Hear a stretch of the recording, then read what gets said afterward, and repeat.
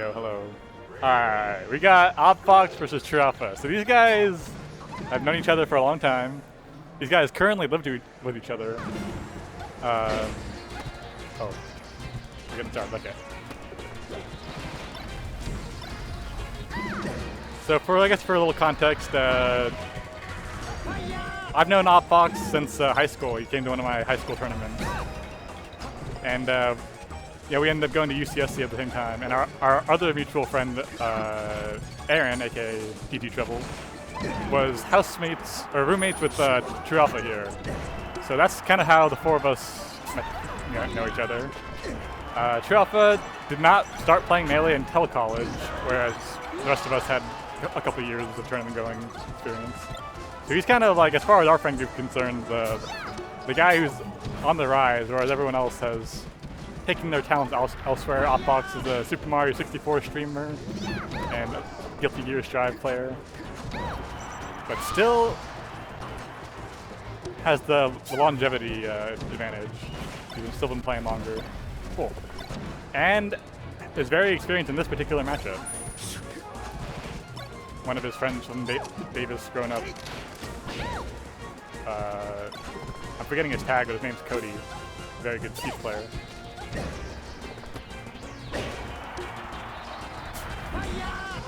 But Tomas, TrueAlpha, he's been coming to Guildhouse every week since they moved out of Santa Cruz into Los Gatos.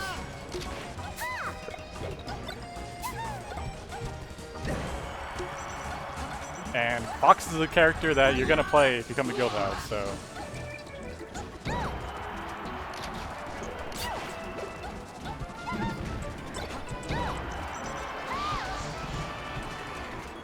So I guess the big thing that a lot of teachers are doing these days is really innovating with the turnip play, as we saw right there. We got the 2 turnips set up, and that alone gets a knockdown strong enough to open up an edge guard situation. Ooh, the Fox, okay, is undeterred.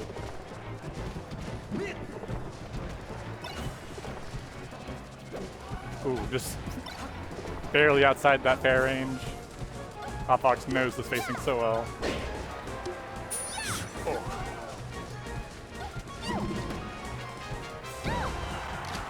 Yeah, that's a Optin's really good. He's always been good at, like, he's an orange fox, he'll rush you down, spam nair on your shield.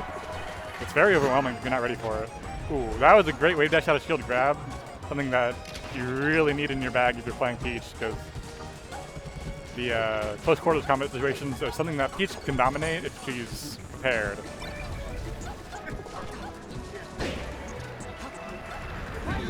Yeah, so that's a really big thing that Marth loves to do. I mean, it's a Peach thing. Land with full Candelario and the dash attack, because that, like, forces your way in. You're coming in with the back air, which they don't really want to contest, and then while you got them in the corner, just fucking dash attack them. It's very hard to contend with. You kind of have to either just avoid the situation entirely, or I don't know, just be ready for it.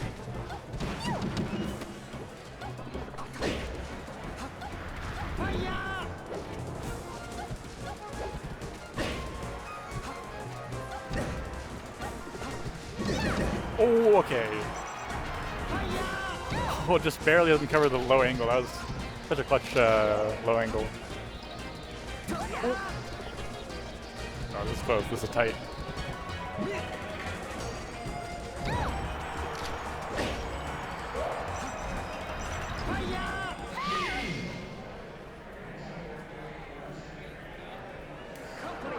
Okay, I honestly don't know who won that game.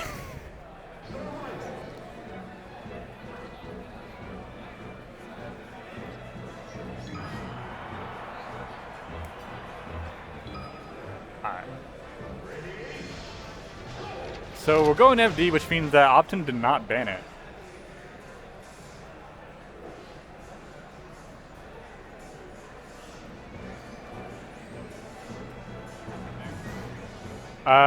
They went to FD and then looks like controller stuff. Yeah. Aubfox won game 1. So I would say that this is a pretty reasonable stage choice for Fox, so long as the Peach cannot consistently chain grab to death. And in my experience against Tomas, he usually gives up the chain grab before getting a kill confirmed. Oh! Well, let's see what okay, yeah, drops it there.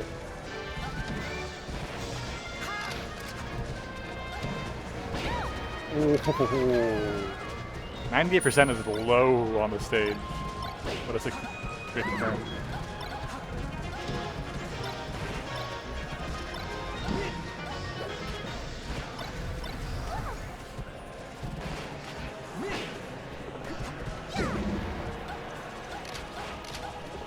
This is also a great stage for Fox to just laser camp, which often will probably not do, but he'll get his lasers in here and there. Even if you're not a rushdown Fox, or even if you are a rushdown Fox, the laser is so good for unsailing your other moves. Ooh. As we all learned from Muffin in that one video.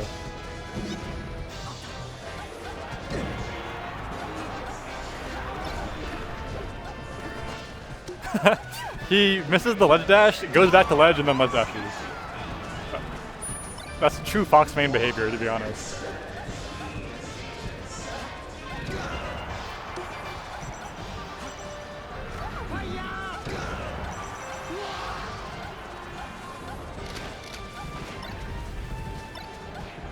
Oh, he's rushing him down. He's rushing him down. The turnip.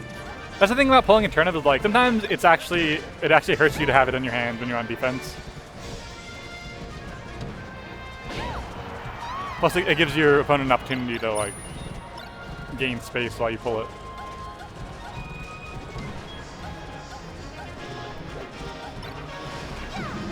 I think that's part of the ebb and flow of playing Peach. Is like you really need it, and your opponent knows you need it. So. Oh. Oh.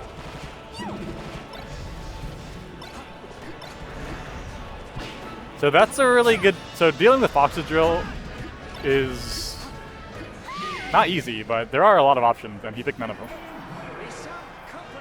All right. Good shit. Good stuff. Good stuff.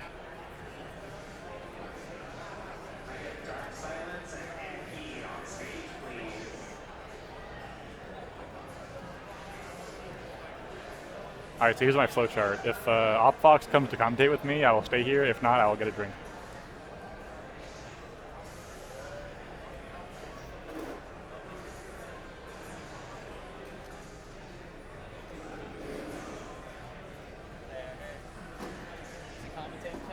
I believe so. You take this one. Hello, hello. Oh shit. You've won the Battle of Vasona. Yeah, I did win the Battle of Vasona. It was a little scary because, well, earlier today we played for like 15 minutes, and then me and Tomas, and so we played for a little bit, and then those matches were going well, and then like I feel like on the first game of Battlefield, like I felt very like in panic mode, and I was like, holy shit, like I can't move, and then I think. Unfortunately, his controller, I think, was just light shielding when he was like hard pressing it for both games. So like, yeah, so he like, I don't know, he was trying to do stuff, but then it would light shield for him. Shield. He's Peach, he doesn't need to. I'm just kidding. But like, that sucked. It like I asked him too. I was like, did that happened during the first game as well? And he was like, yeah. And I was like, oh, well, like, well, that sucks. I'm sorry, man. Like, so I always gotta get a button check. Yeah, exactly, right? Like. But I mean, I don't know. He said maybe it's fine because like he didn't notice it in his first set, but like immediately into game 2, he was like, "Yeah, something's wrong," and then I was like, "All right, well." I guess I'll talk to him later, but he can use my controller. Yeah. I don't mind lending mine as well. Mine's but like. You're playing too, yeah. Yeah. But it also has all these notches that might feel weird because he's just like, what the fuck is this for? Alright. But yeah. We got Darksilence versus Enki. And then who is who? So, Darksilence is Marth. Darksilence, Marth, and then Enki is Luigi. Enki? Enki. How do we spell this? I mean it's E-N-K-I. A-N-K. Enki. All right. For some reason I thought there was like an M. Okay. Okay. All right. doing a quick button check here. Luigi versus Marth. This always seemed like a matchup for Marth that like, or at least for Luigi is always just very tough because like his interrupt move, like like Nair or like what he goes for at least in Fox or Falco, where he's kind of like haha it's my turn now. Doesn't feel as strong when you space it, but then if you're Marth and you poorly space some aerials, like it's I don't know. Yeah. You definitely like Marth. Even match it. Let's not beat around the bush. Yeah. I mean, it's big sword guy. A matchup that requires a lot of discipline. Yeah. On the Marth side, like when you're juggling, for example, like you're saying, like you have to know when you can get your hits in and when you can't, because if you can't, you're gonna get you're nailed on the way down, and Luigi can kill you off that. Yeah, you can't mindlessly throw out sword. Yeah. You know, it's gotta be kind of. Yeah. It's got to be spaced well. That's kind of the point that I guess I'm trying to go for. Yeah. And Luigi is like surprisingly good at getting into Marth on stage. Like let's say Marth jumps, Luigi just like a good Luigi is just gonna come under you with down smash or like up tilt and like really get in your space. So you really it's like you don't want to jump a whole lot. You don't want to dash that dance too much. But at the end of the day, Luigi needs to get in on you when you're playing Marth. Like how well does he edge guard Marth? I like haven't watched enough. Pretty well? Not like as well as a lot of other characters in the game, but still well enough that it's I mean, it's Marth. Yeah. I forgot about Animelee. All right, so this is I forgot this was the Guildhouse special. It even has the logo, but both players kind of trading hits a lot right now, but Enki maintaining a lead and okay, yeah, that was too early for down air, but I respect the attempt because like you didn't really risk anything. Yeah. That's unfortunate. Dude, I noticed in your set you did a tournament winner and then went back to Ledge Dash. So I was like, that's such a Fox man. Dude, I have to hit it, you know. Sometimes it's not about the match. It's about making sure. It's like, can I hit the tech skill discipline? But despite the tech skill flub, keeping it close. 3 games apiece. 3 stocks apiece, rather. I see what you mean. Yeah, and keep getting so much mileage off these down smashes. Yeah. Plus, wait that forward tilt. Luigi has like, he'll come straight at you with like an RPS, and it's like, okay, you gotta play right now. I didn't realize also like, because his down smash sends him upwards which leads up for a combo, which I think against fast followers maybe it doesn't. I don't remember if that's the case, but I feel like it maybe like sets up some tech chest situation at a lower percents, but then I guess because of Marth floatiness, different story. Well, I like the idea of that down air though. And actually gets to that time.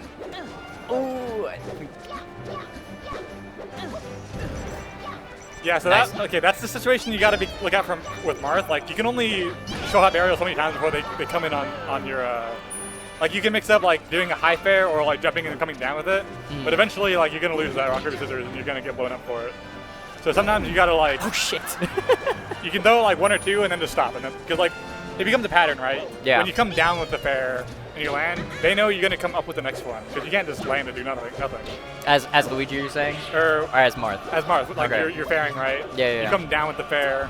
You're not gonna do like come down with fair, jump, and then come down with another fair. That's too slow. Like you're gonna do another fair on the ride. But that makes you very predictable. And because Marth's moves are laggy enough where Luigi could be just like I don't know about like underneath the platform and he's like mid stage and then he just wave dashes in and he has something for you waiting if you throw out something kind of laggy too. So. But after you say that, Darksilence up 2 stocks to 1. Yeah, no, he's maintaining a strong lead right now, but. Hashtag. I don't think that was intentional. Yeah, I think some unintentional flubs going on, but now he's in the corner. Yeah. Also, okay, Luigi is surprisingly difficult to edge guard with Marth. Like a good Luigi. Because you don't really want to go off stage against Luigi that often. Yeah. And that kind of takes away how Luigi or Marth normally dominates. And going to ledge can be dangerous because his up B is like so fast. Right. Kind of clip you. Plus he has like side B, he has fireball. Yeah, I was gonna say I kind of realized he doesn't have a whole lot of like vertical I think it's vertical. I always forget which one's the difference, but I think he doesn't have a whole lot of vertical. Is this one vertical? Yeah, this is vertical. Okay, doesn't have a whole lot of vertical recovery while moving, so I feel like down tilt always ends up being really strong in this matchup, at least for Marth. And yeah, then up tilt 193. Darksilence taking game 1. I imagine they'd ban. They ban Dreamland or something. Yeah, sounds like we got a Battlefield pick. Battlefield. I see this being good for Luigi, actually. Yeah. Yeah, that doesn't surprise me that they showed it not on Battlefield game 1. Yeah. Ooh. It's always so scary to see. It's always so scary to see Luigi side B that close to stage, because if I'm a Luigi player and I'm thinking mentally like, dude, he's gonna come out and hit me with a down air and I'm just dead, man. Yeah. Like, so. Oh, the fair wall. Ooh, yeah.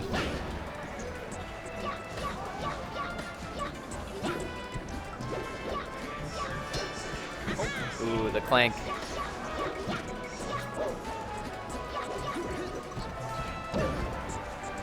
Yeah, something that Luigi has access to that is really tricky is like his short hop double aerials.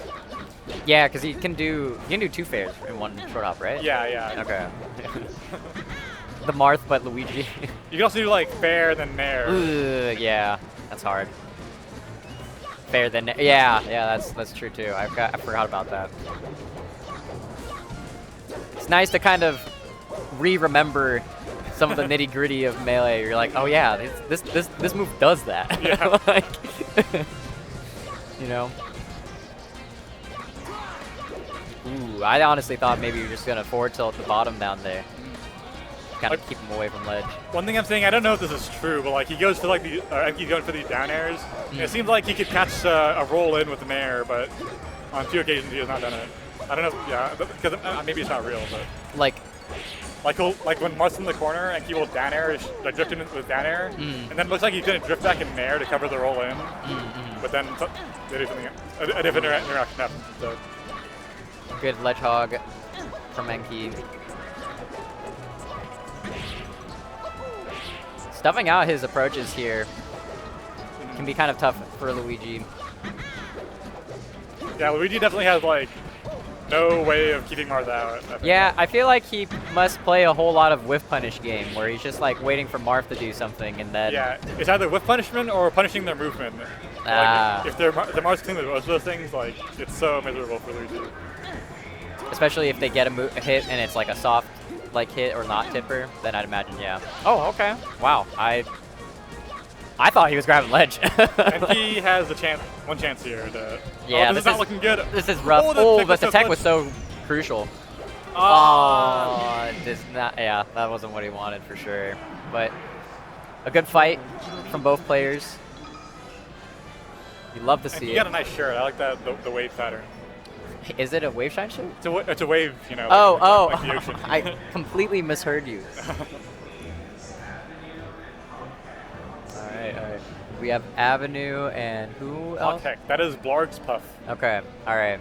Oh yeah, he doesn't enter as Blarg anymore. He enters as Puff. Well, he enters based on which character. He enters tag based on which character he's playing. He's like me and Aaron at Fight Night. Okay. Gotcha. There are some times where I feel like, or at least of the times that I've watched Guildhouse, or at least when I wanted to support Tomas, I will see him. I've mainly only seen him play Puff, but I didn't know that. What else does he have up the sleeve? I mean, he's still a Fox man. Like when he's tryharding, he's playing Fox. Yeah, right. Oh, really? He said fuck Fox McCloud. Blarg 257. Blarg 257. Are those the numbers? I think they are. Yeah, they might be. I think they are. It's no longer Fox man. That actually is like a paradigm shift in my brain, because like. He said, "Yeah, man, I'm gonna go speedrun SpongeBob out for Bikini Bottom, man." Like Blarg is like quintessential NorCal Fox. He's one of them. He's like there's Kevbot, there's Blarg. Yeah. Like, I mean, obviously SFAP, like of like people. But yeah, no, of the NorCal people, when you think Fox, those are definitely the players you're thinking of for sure. I agree. Yeah.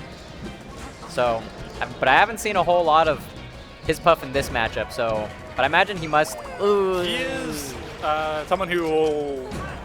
I mean, he's very good at the Fox matchup. Yeah, he's used to play in Fox. general, because he used to play Fox. and he's like he's not afraid of taking risks. He's not afraid to like hunt for grabs or for rusts or whatever. Yeah, I mean, he almost got that setup right there, but just was just ever so slightly off. The hitbox for it is so small. Yeah. like I always forget that. It's just like, her eye, basically. It's just yeah, like it's as big as her eye. It's not very big. Definitely, Hungrybox just makes it look easy. Yeah, you know, yeah. But you know who makes it look crazy? CPU 0. yeah, that's true too. The Puff players are cracked, dude. Yeah. Like, just like. It's a tiny hitbox for sure. But then there's definitely moments where you're like, man, I'm really getting back aired walled here right now, D. Like, what am I supposed to do? It's hard. Every character has some silliness, and that's the beautiful thing about Melee. And Truly. 0 for 2 on rest right. Oh no, 1 for 3 on rest right now. Both the ones he missed costing him a stock, but Blarg not looking too beat up by it right now. I think. Ooh, I like the empty hop grab there. Yeah. Okay. Blarg is. HOCH HECH is very good at those anti-hop grabs. HOCH HECH. It's a Simpsons. Ooh, I like that because it kind of helped him get back to the stage. He was willing to just take that trade, and he was like, that's fine. Like, yeah. Come back to stage as long as I hit this back air, that's fine. Puff privilege. Puff privilege. It's true. You get to edge guard your opponent anywhere. Ooh, that was on an stage. early Wow. one. Yeah. No, that was probably the minimum.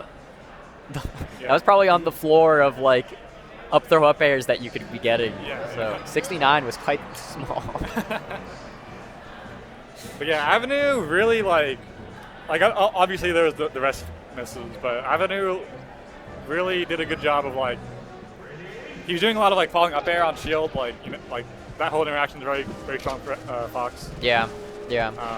Obviously hit his up throw up air on that one. Especially because Puff will like want to crouch a lot too, just to kind of get you to do something silly, and up air kind of puts her in that like tech situation, or falling up air rather. Yeah, so it seems like from what I'm seeing from Blarg, he's doing this thing where like he'll go for like a really highly rewarding option. Like in that case, he did like up tilt and then waited for the tech roll. Yeah. But like in the end, he didn't actually go for anything. He just like you're like, okay, if he rolls in, I'll rest him. If not, then I'll just keep playing it. But you can't do that all the time. Yeah. Because then the Fox isn't gonna like be like the Fox is gonna roll like do a different RPS next time, and like maybe that was your one chance, like the punish off of that. Yeah, he definitely seems aware of just like what's going on, and like Blarg keeps leaving out some bait for him, and then Avenu is just not biting. Yeah. You know, like wants him to roll in, wants him to run into like his up tilt or something, but he's like, I see it, and again, I would say against a lot of players it definitely works, but I think Avenu kind of just like, nah, man, I've played some Puff brand, like, yeah, not taking this. Ooh, nice spot dodge to avoid the grab, a potential death grab. Yeah, that'll do it. I think he might die for this. Oh no. Oh, that was a smart back throw there. Yeah, I think he. Oh, Yep. All right, there it is. There it is. I will say I think that SCIing up air is like a must-have at this point. Oh yeah. Even at the local level, you got to be able to at least hit a couple of them. Ooh, but what a edge guard. He hunted. He just had nowhere to go. Yeah, it's truly like you'll just die way too early, you know. Like I mean, as Puff, you're always just going to die early, but like you gotta give yourself as many chances as possible. Yeah, Fox is definitely going to be one of those frustrating matchups. Tries to go for the tech read, rolls in.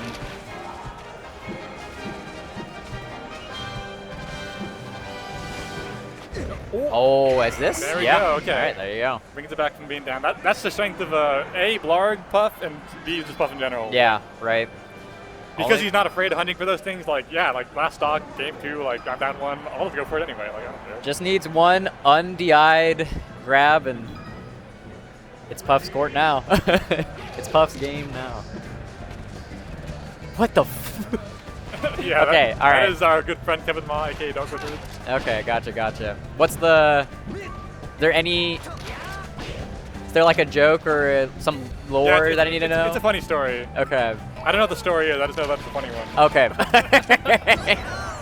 We got to spread the good gospel. Yes, you have to yes. let people know that it is a funny story, and that if they find the right person, Someone can tell you the story. Yeah, that's sure. true. I'm sure if I go around and bug someone.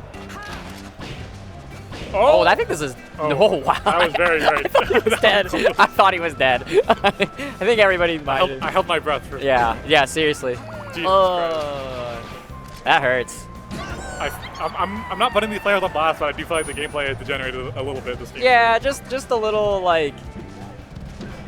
They're throwing like Hail Marys at each other, haymakers at each other. You kind of know what each player wants, right? Because they both want grab, right? But like, there's just ever so slightly these rests that I think Blarger is missing that I think could definitely get him some gain. But ooh, so, you know, what a back air! Screw mixing you up. I'm just gonna go for the same shit every time. Yeah. Let's just play our game. Let's not beat around the bush. Whoever wins RPS more wins. Because I mean, if he gets a grab, this happens. Like, so I mean, low key, why not? You know? Oh wow. I'm just surprised that down air didn't hit. I was. Ooh, I think, you know what? That Shy Guy might have messed him up just a little bit. But 2 stocks apiece. They're keeping it close. Oh my god. Game 3. All right, never mind. 2-1 right now.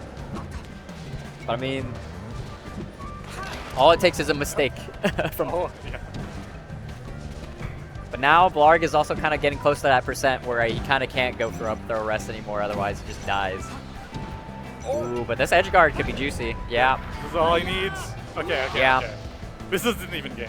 Yeah, honestly. One back air into up throw rest. Oh, nice patient wait from Blarg.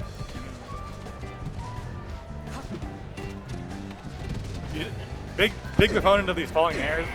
No way. Oh my wow. goodness gracious. Sheesh. Yeah, that's all it takes. I feel like there's no way Blarg isn't a poker player. He has to be just playing the odds on, like, it's like, you know what, screw it. High risk, high reward, or like every Why single not? time. Like, Yeah, right. Why not? You know what I learned recently, or not recently, but a long time ago. All right, I was talking to Moss about this too. Was something you also see when Fox is shielding, is you'll see like some puffs drill on their shield, and then they'll hit the little tail hitbox that's like sticking out of their shield. I always thought that was so sick. I was like, dude, that's. I was like, I didn't know this. Like, this is a thing. Like, I was like, I could have sworn I was holding down R. Like, dude, hitboxes, like, obviously every game has hitboxes, pretty much every like fighting game or even like shooting games. Yeah. Like, in Melee, they're well designed, but they're also very sloppily designed. Yeah. It's like the sloppiness is part of the beauty of it. The thing that I've also realized, especially because I play Strive more now, is that like the idea of disjoints, even then, still kind of like they extend their hitbox. So it's not like it's like they can just kind of throw sword at you. Like some characters can better than others for sure, but like there are some part of the disjoint is also a part of their hitbox. But no, Melee, like you got what, like Puff back air literally just like has like a box where his leg isn't even in, and it's just a hitbox. Mewtwo, yeah. Falcon can grab behind him.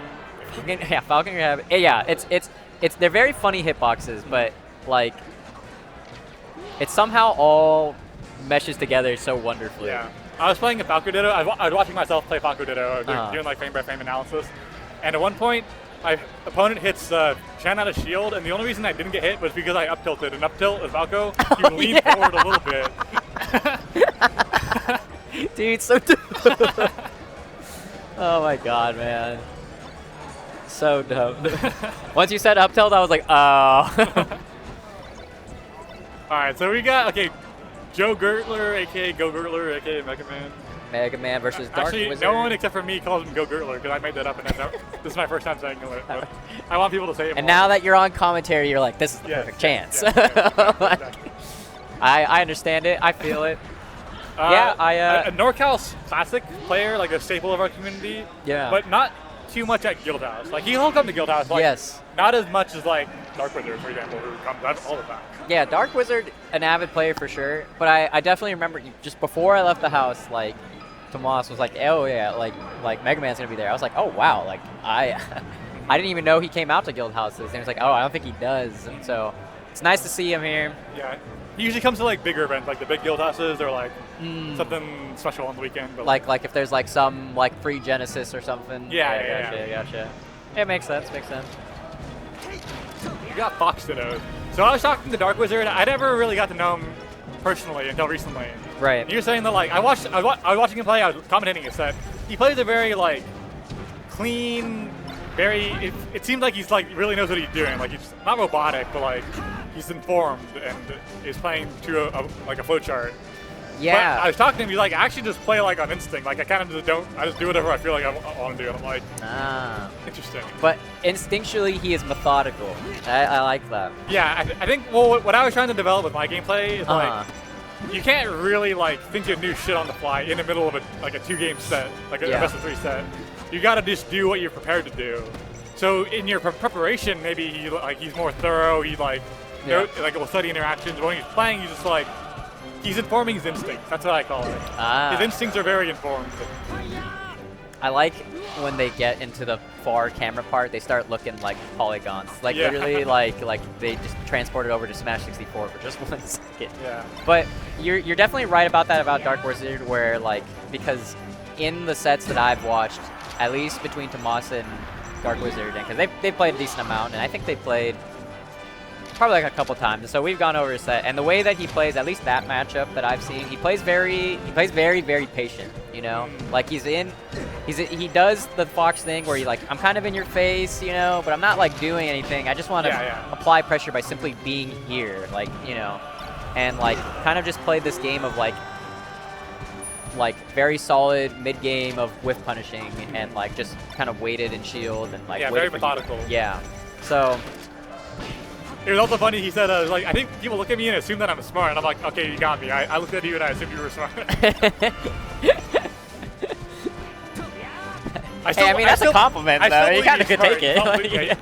Yeah, I mean, he's not, like, he's a good player. Like, he's a good Fox player, you know? Like, he's not, like, a bad player by any means at all. So, like when I watched his set, I was like, oh, yeah, like, he's waiting here because he's waiting for you to, like, throw something out, you know? Yeah. So, like, he definitely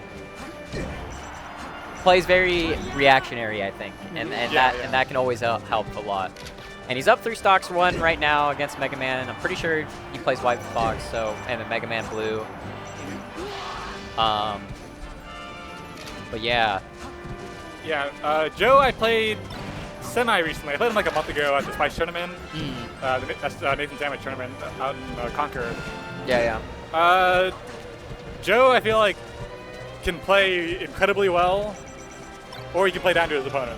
Yeah. So again, Darkwizard, I feel like he's definitely going to be giving it all. Like, but there's always going to be like little lapses. He's like, he plays the other spectrum of Fox rather than being like super like playing one way all the time, like methodical. He'll go for stuff. But it might not work out. Like, he'll be a little more of a sticker. Yeah. Maybe that's not so much true recently. Yeah, he has been getting really good results. Yeah, I'm seeing a lot of, like, because Mega Man's a little more in his face, but then I'll see, like, Darkwizard kind of go for this forward aerial, like, rush at you aerial whiff intentionally to kind of bait a response out of him because he's playing, like, so in his face, and then just kind of see what happens after that. So I'm liking... There's always different aspects to this matchup, which is always very cool. Because you can go like super aggro, or you can just be like, I'm just here in your face. Like, yeah, exactly like how they both just did, actually. It's very strong in this matchup because you both move so fast. Ooh. Plus, you both want center stage. Like. Yeah, exactly. They both want that tech chase that just leads them to the juicy, like, platform tech chase, you know, get chain into multiple up airs and, you know. But so when you're playing Fox today, like what's something you look out for in your opponent Fox? Like, oh, I'm gonna get there for that next time. I really like kind of sneaking under them when they do full hop, because I play a little more like in their face, and then sometimes I'll like try and like do some whiff punishing. But like I really like going for shine right when they're above me and they do like a full hop in air or like come down drill. and just kind of like seeing when I can get my shine to kind of lead that into like a grab tech chase, you know? Okay. And then on the other side, like, they can punish you just as hard, so, like, I don't know. This matchup has actually always been very tricky for me, but, like, at least when I play it, like, I try and keep in mind that, like, you're not necessarily trying to, like, well, you can super aggro them, but, like, I'm trying to, like, just see what their neutral's like. I feel them out, you know? Yeah, I think it's interesting to, like, in most Dittos, you're mostly whiff punishing, unless there's like a projectile play, like maybe like Cheek Ditto or Peach Ditto. But like a lot of it is like you have the same hitboxes, you have the same movement, so you have the same speed. Yeah, you have the same speed. So you're really just like, especially if you watch like Captain Falcon Dittos or Marth Dittos, they're just like dash dancing, you know, spacing out aerials, trying to play like early bird versus second mouse kind of game. Yeah, right. Fox is weird though because he is so small and his hitboxes are so fast and he punishes himself so hard. Yep. That like first of all, like punish game is so important. Yeah. I think in Fox it is pretty much always the better player with the better punish game will win. Yeah. But like you get two players with like roughly equivalent punish games, maybe they're different punish games, and it's like okay, then how are you gonna get to your punish game? And then there's like each character has like a bajillion options for opening up their opponent. I think the other thing is too, you're like, you kind of understand the Fox cheese a little more, and you also like kind of understand the Fox recovery that like it makes it a little easier for you to kind of like get those early like 0% like shine spikes, you know. And that was always something when at least when I played Ryan, like he would just always get me with at least like one get you off stage super early and shine and be like, God damn it, dude, now it's 4-3. You know, but Megaman keeping it close, 1-1 right now. It's gonna be a big win for Megaman, who is not on the PR where Darkwizard is. Yeah. Okay. But like Fox is, anything can happen. Where is he? Where is Darkwizard placed on the PR? It's right in the middle, you know. He's like solidly not like at the end, but not at the front. He's 13th. Oh, we got the quick graphic. Yeah. Get out. Oh shit. Oh, okay. I'll be like, I got you, boys. That was a great jump read, but he fell out of the up air. Yeah. Ooh, and then this part is just so scary. But lucky that they trade, but doesn't matter. Darkwizard just kind of keeps him out. Yeah. So, ooh, I think had the right idea, you know, but just ever so slightly late with the grab. Maybe even up tilt could have been fine too. Yeah. Yeah, I see like that's a big modern Fox thing. It's to land like instead of doing like wait and then grab, it's wait and then turn on up tilt. Yeah. These guys are just too strong, man.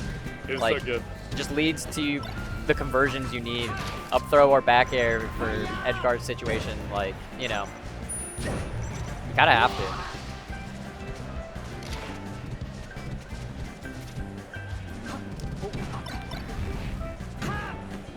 Let's see if they get the chase. Definitely wanted to short up air. Nice shine though. Gets him off stage, has another shot. I'm liking the shine stall, but gets back on stage. Oh, runs into the up tilt. Yeah, that's always the worst feeling. Just ever so slightly, and then you're holding forward. Yeah. The up tilt just sends you to the blast zone, and you're like, man. It looks so goofy. Yeah, it's just funny because it's never a side kill move, but then but then you hold forward and it is. Yeah. Especially on Yoshi. Yeah. He got that from center stage. Yeah, that was fucked up. He was at like 100. There we go. This is the chain grab situation. Yep. Oh, tries to raid the. Yeah. I think maybe kind of knew he was gonna tech in, but I think just ever so slightly off with the spacing. Ooh, nice shield. Up smash out of shield. I feel like, okay, maybe that's like a core, like, Fox Ditto. Nice. Tech chase. Good shit. Darkwizard holding it steady. Like a core, like, rock, paper, scissors is about, like, up tilt is so strong. Yep. But it loses the full hop. Yeah. Loses the full hop, and. But then, like, if you don't up tilt and they go for the full hop, then, like, okay, they're coming down on you. You could go and get under them, like you said. Yeah, and shine. Oh, cool. All right. Thank you for having me. Yep. I'll be back. Yeah, I'm gonna get a drink, but I'll be back on later. Yeah.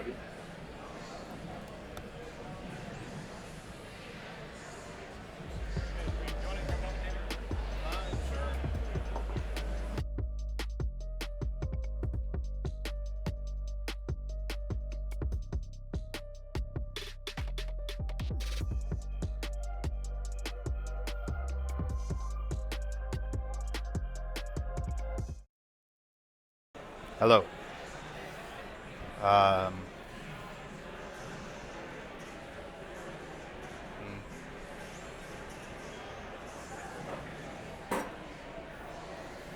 Who's in chat? No one. All right.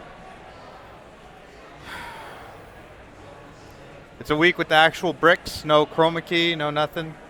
It's the actual bricks, no chroma key. Yeah. I tried it once. Yeah, it was interesting. It cut my head off.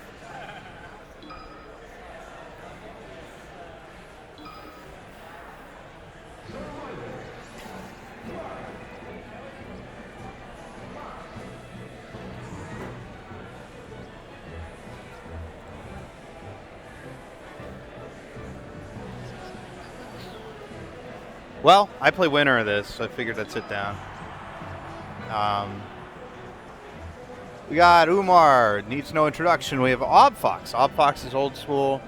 I think he was playing when I was playing. We're kind of the same age, I think. I remember there was a really funny tournament where it was a Smash 4 tournament. I got third and he won, and it was just the Melee players won the Smash 4. But that was the first time I ever made money at a tournament. I made $10 playing Smash 4 Mario.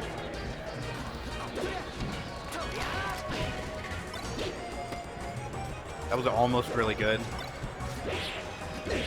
Still in the air. Nice. Nice. Nice. Wow. Okay, nice flowchart.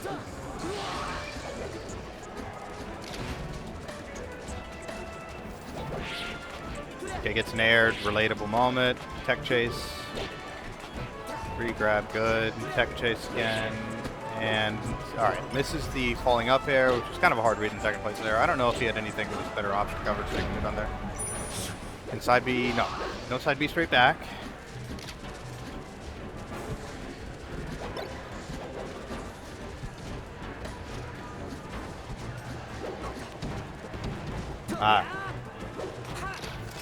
That is funny when you get the Red Bull cocktails that they just give you the rest of the Red Bull. Oh man, this is looking rough. I have no idea what you expected to see. I mean, I didn't know he was playing Umar. Oh, yeah. Optin was the 9 seed, he beat the 8 seed. I don't remember who the 8 seed was. And then Umar 1 seed. Just needs no explanation. I'm sick of introducing Umar at these things. I should just I shouldn't even acknowledge the tip. Just say his name when he does something. Because everybody knows. If you know the Twitch URL for this stream, you know who Umar is. We don't have to talk about this anymore. The man who needs no introduction. Yeah. Oh, you guys saw my set with all the missed rests and reaction shots. That was an entertaining set. Yeah, I missed the rest in the Yoshi's game, and I'm just I feel like he can't win neutral against me right now, so this might not matter at all, and it didn't. I have a question. Do you play poker? Yeah. I feel like I can tell from your plus play style that you play poker. You are. I think you're running a reverse bid on me. Oh no, I just feel like the way you play the odds. You know what I mean? I just feel like you're, because this is a thing I describe a lot when I do this. Oh. When I play. Yeah. So I think he's just running a reverse bid on me, right? No, I actually didn't know that. I didn't know you guys talked about that. Oh yeah, I play poker 4 times a week. That's hype. You play with Snap? Huh? You play with Danny? I usually play in a casino these days, okay. But I played. Danny did home games for a while, and I would do those.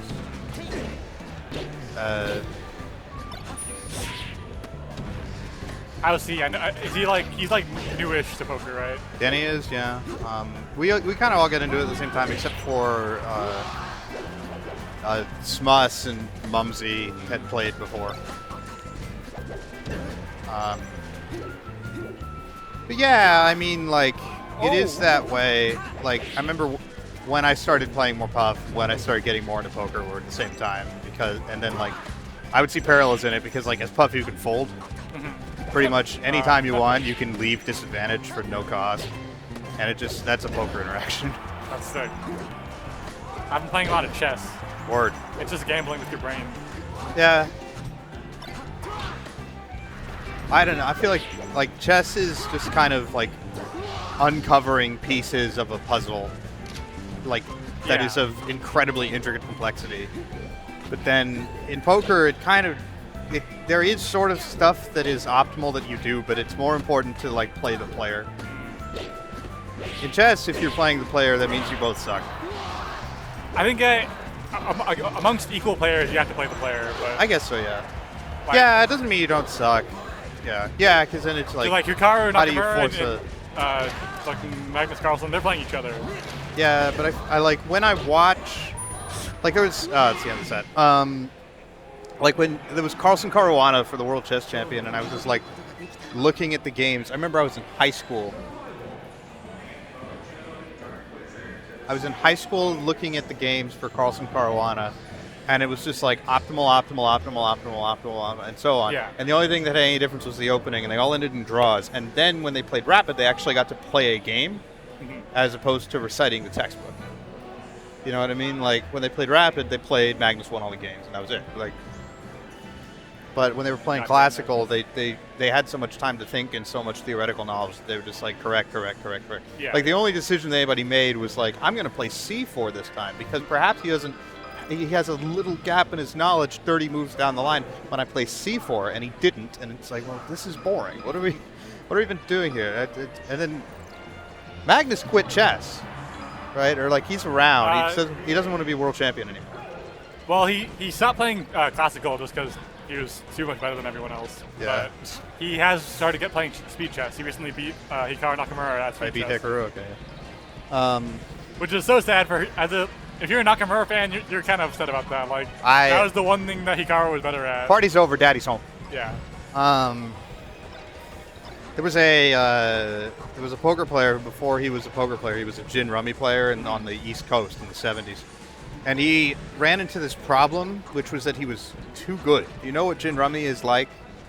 It's like it's a player versus player card game, and he literally couldn't lose. And he was so competitive and prideful that he wouldn't lose. So he ran out of targets. He ran out of people to gamble on gin rummy against for money. So he couldn't continue to play it professionally. He was a Paul Morphy. Because he just beat everybody too bad. But he couldn't quit because he had no other source of income. So like he had to find another game. That's how he got into poker. The pride of gin rummy. I guess. I don't know. You know the story of Paul Morphy? The original chess goat? Yeah, I know about Morphy. Yeah, he went like insane at like 22. Yes, he did. So very much the same. One could argue he was insane before, and chess kept him like on the mortal plane before he became something else when he got bored with that. He's like, I'm going to go do law. Bathes in a pool of his own urine. The stream is kind of spotty. Is that like... Okay, yeah, you know about it. So we got MOJOE. This is... How would you describe MOJOE's gameplay? I haven't like played him too much or watched him too much. He's safe. He knows when to be safe. That about covers it. He does a good job of it. You say he plays safe and yet he's getting hit. Huh? He has gotten hit so far. He's not playing safe enough. Yeah. Sometimes you can't, like, you shouldn't, well, it's that thing where, like, if you just try not to get hit at all costs, you will not hit your opponent a single time and lose the game. Because there will be, like, gamble situations or rock, paper, scissors where it's just, like, you lose. Sometimes. Yeah. You just have to. Like, you know, like, suppose somebody backs you into the corner, you run out of room, that's it, you've lost. You know, like. So, you need to know when to play and when not to play.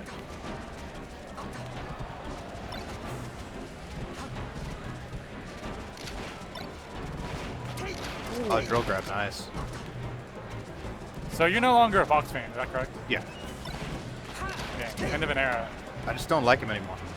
That's fair. I've been there. It's no fun. You have to grind him a lot, and it just feels like a panic attack full of buttons. You don't really understand anything that's going on. But like, with Puff, you can kind of sit there and enjoy what's happening. That's chill. Yeah, it's good. And Puff is really, really funny, and I think she's wonderful. But you know, that other part as well. Character. Yeah. Like I remember doing an edgeguard where I made two separate decisions, one to go back on stage and one to go off stage, and I did not land. Like I didn't jump again either. I just like drifted in, drifted out. I didn't touch the ground. I'm like, this character is insane. I so appreciate Sakurai for being like, okay, we're gonna use one character slot on a character that's just really funny. Yeah, what if ball go boom? Yeah. Because, like, how do you convey humor through gameplay? That's just an interesting question, but Sakurai was like, here we go. Put this round pink ball. There's this gag in a baseball video that every time I see it, I laugh my ass off, and it's talking about, like, home runs. And he goes, like, I believe it was Socrates who theorized after days of thought, and then it's like a speech bubble over a picture of Socrates, and then it says, ball go boom in all caps and papyrus. I believe it was Socrates who postulated after days of thought, ball go boom. The Athenians had him executed shortly thereafter. Dude, Socrates was a fucking lamer, dude. Huh? Socrates was a cheeser. He was kind of a douche. I don't know. He's just like, dude, debate, bro. What What if you could spend your whole life telling people they were wrong? Never assert anything. Yeah. But like, you don't know anything because how do you know anything? The assertion is that thing. What is that? That's some characteristic. Is it his? It's like doubt named after somebody, where it's like, oh, I stopped paying attention. I don't know. We're useless. Definitely a Fox Wand. Right. Yes.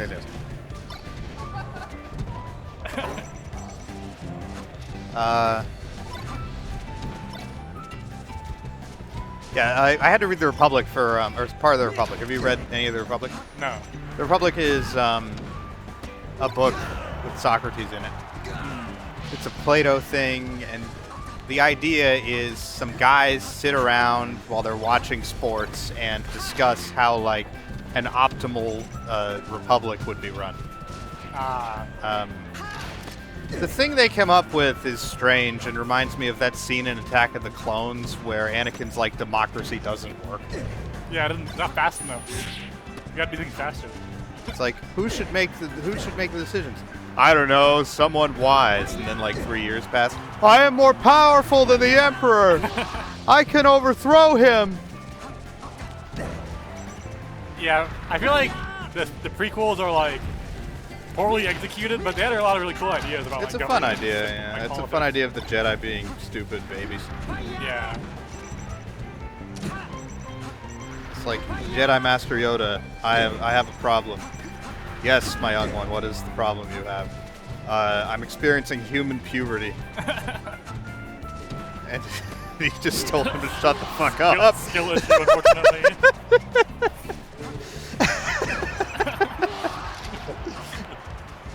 They should have got him neutered. That's the problem. Yeah. You can't be a Jedi unless you. I don't want to say. You must fumble the bag. You have to Alan Turing yourself. Oh no. This is super over.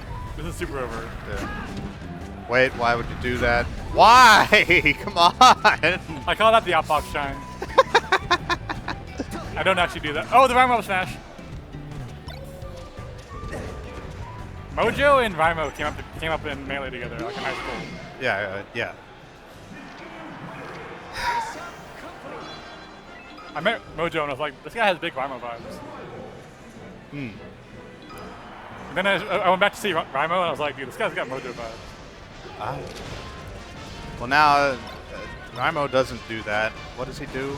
He does micro, right? Like biotech? Biotech, okay. That's my sector, except I just build websites. The other day, my boss goes, oh, your mother knows one of my colleagues. And I'm like, okay, what? What do you mean? You've never met my mother. What are you talking about? That's something that sounds like an insult, but like... It just... Huh? Oh, well, yeah, you got Rhymo a job. Yeah. But my mom apparently had met some lady, and the lady went, she had reconnected with some lady she knew in her professional life, like in the 80s, and then that person had gone on to work for the company I work for now. And she went, oh, my kid works there in San Jose. And she went, oh, I have a friend who works there in San Jose. And it's my boss. It's my real boss. It could have been anybody. Yeah. like, what? Like, I guess it helps. I don't know. It's keep your job season. Yeah. You gotta pull the nepotism card when you can. I'm coming up on a year. I wanted to like find a crummy cardboard party hat to just wear into the office unexplained on a year. I salute that effort. Did you get one from like In-N-Out? Or... Nah, I don't know. Oh, one of the employee hats. It's like, what are you wearing the hat for? Oh, it's my second. If only got paid more, you know. Yeah. Oh. Then he shines and texts. Oh! These guys are not afraid of each other at all. Can't be. As some guy once told me playing poker, scared money don't make money. I watched him lose $600 after that. He lost 400 at one time and then like did the anti-pop off that smashers do when they like lose close sets. He like stood up like, ugh! If only they had picked a different option, I would have won. Oh, oh. Gosh darn. Oh, this is best of 5. Best of 5. Yeah, it's best of 5. Winner semis. I don't know. I mean, he got his flush beaten. That sucks. But yeah.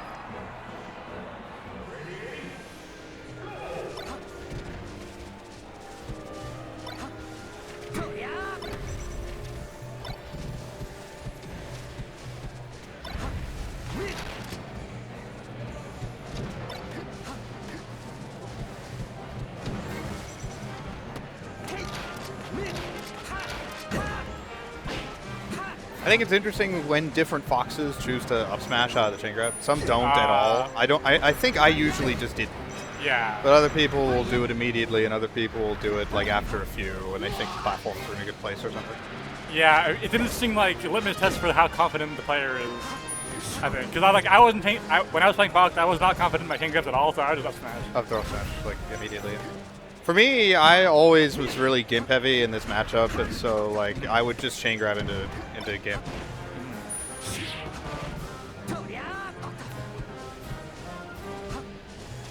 Or I would at least try to. Like if they got on the platforms, then you know the jig's up. But, yeah. In your case, literally the jig's up.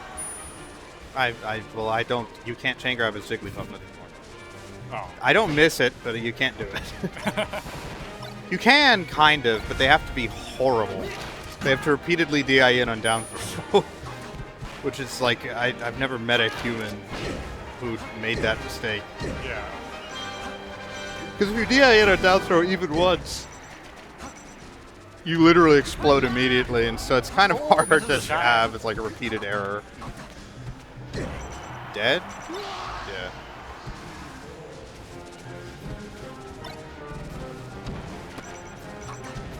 Ooh. That sucks. He definitely meant a back throw, which was a 50-50 for Darkwizard stock, and instead he got 7%. Ooh, no. Okay. It's like when Puff fails an up throw, and it's just like, they took 12, and they're like a character length in front of me now. Nice shine. Darkwizard probably didn't have a jump. I like not being too like box brain to not get hype over that, because in my ignorant mind, that was sick as hell. Yeah. Sometimes ignorance truly is bliss. Yeah, sometimes.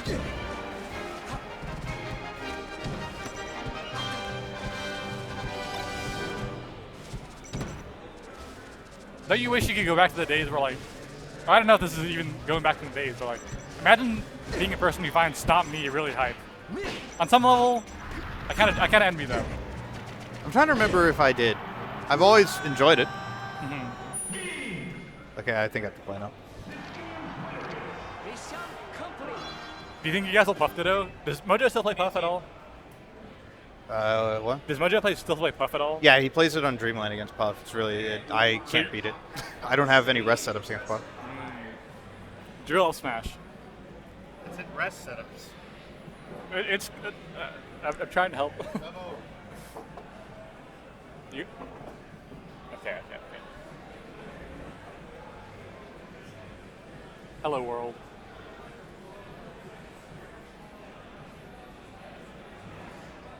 I don't know why we were gonna get why I thought we were gonna get MOJOE versus Blarg. That's a losers bracket match for them. But okay, Puff. Oh yeah. Oh yeah. If Blarg were here, I thought we were gonna get Blarg Mojo.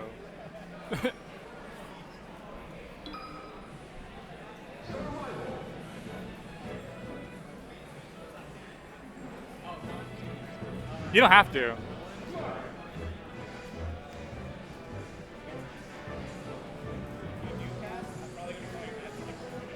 Kind of get a co-commentator. Oh, here we go. Here we go. I guess I'm here for 2 minutes. You're on deck? Huh? You're on deck? Well, I mean, it sounds like my match might go, so maybe it's not a good idea. Okay. But I'll Hey, send Tomas over. If Tomas is not busy, send him over. Alright. Come on.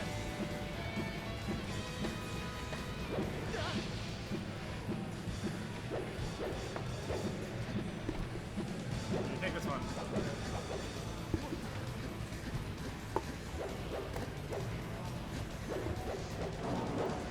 You want to sit? How's your controller? I think it's fine. I think I might have just like pressed like shield while I was plugging it in or something. I should have just like stopped them. I don't know. It was just unfortunate. Yeah, it is unfortunate. So Puff Marth is a matchup that. So when I was a Puff main, people kept telling me it's an even matchup, or even that Puff wins. And I'm like, no, you guys don't understand. So I switched to Marth, and I was like, I'm gonna prove to the world that Marth beats Puff. But then Zayden did it for me. Oh yeah. I mean, like Marth. I feel like the modern Marth is very good against Puff now. I mean, like Zane just be winning all the majors. True. And he's getting those perfect pivots forward smashes, and it's just like can't do anything. Yeah. I think the big thing you gotta learn about this matchup is that Marth can't do his normal movement. Against a lot of floaties in general, Marth doesn't want to dash dance too much. Well, in this particular matchup, like, you're gonna get, the Puff is gonna be scouting out for when your movement is not on point. Yeah. And like, you come in at a bad time, and then they'll blow you up for that. But Marth, if he just like stands his ground and doesn't really do much, the Puff can't do anything. So Yeah. That was kind of sick.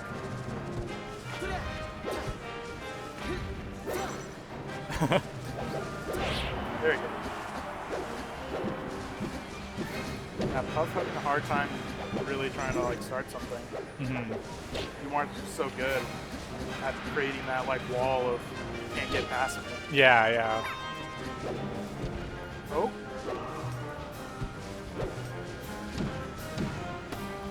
That was pretty good defense for Umarth. Didn't let him come up with anything. Okay. Now, to be clear, we don't have to talk about the match. Yeah. We can. I feel like that's the point of commentating, but I think, okay, here's my take. Commentary can be anything as long as you don't say wrong things. true. That's my only priority as a I commentator. guess it's not really commentating. We're just talking. But like, you know, it's a local. These guys play all the time. You know, we don't. We can have fun with it. But yeah, let's talk about this game. So, being down against Marth, again, as any character, is so daunting because now he doesn't have to do anything. Now you can just like have some fun. Oh, look at that! Look at that fun. I mean, if you're a Marth main, this is fun. You're like, Yeah. I'm grinding you out. Yeah, that was perfect. Okay, I think he's dead. Yep. Let's go. I think this is a matchup that really changed a lot due to like A, UCF, and B, like controller stuff. Yeah. Because like, yeah, stuff like that would not have always been technically viable, I don't think. Yeah. Or like not, at least not consistently. Yeah, definitely. Plus, like having Uncle Punch too, is like you can just set that up and do it a million times in your bedroom. Yeah, there's always that that time you beat HOCH because of perfect pivots. Oh yeah. And never did it again. Yeah. So when I was playing this matchup as Marth, the big thing I would look out for is how the Puff lands. Because a lot of Puffs think that like, oh, they can't grab me because I can crouch under it. You can't crouch while you're L canceling. Oh. Yeah, so that's when you go for when you can go for grabs. Plus, I would not start off by going for grabs. I would start off by going for down tilt, because if you do a lot of down tilts, that makes them shield, and then you can grab them. Yeah. Oh.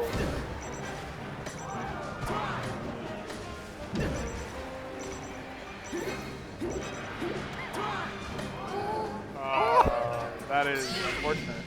Goes for the sing stall, but he's not too worried about it. Yeah.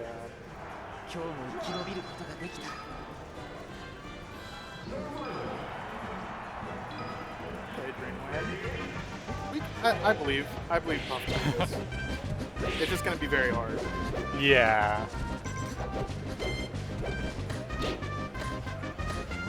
I mean, like, does Puff have good like setups against Marth for like rest or something?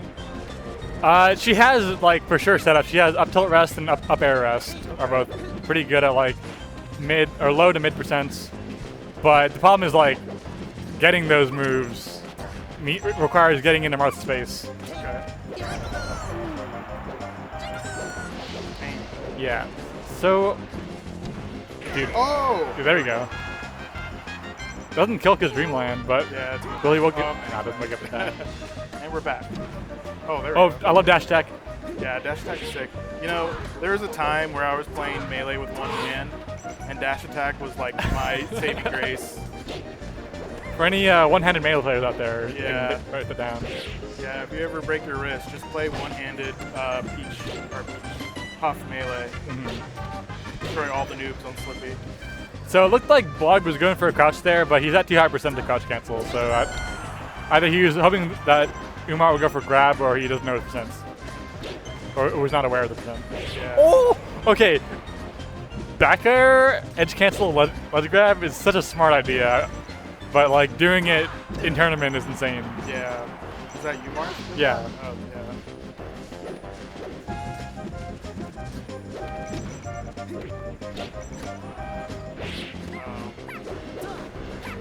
CC something. Probably just trying to predict the grab. Not happening though. Damn. 178 on Dreamland.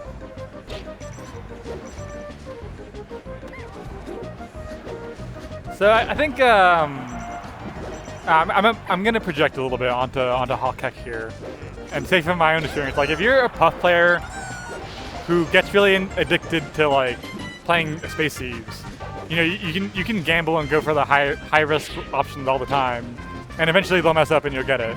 Yeah. But that doesn't really work against Marth. Against a good Marth like Umarth, who's smart and not gonna fumble shit. Yeah. No, it seems like, because when we watch like Hungryvox Zane, right? Hungryvox is like, okay, you're gonna stall me out, I'm gonna stall you out too. But if you're hooked on the feeling of hitting rest, then that's gonna be really hard to do. Yeah. Marth has such big room for error, you know, like you just keep swinging that sword, it doesn't matter if it hits or not. It gives you all that pressure and space to do whatever the fuck you want.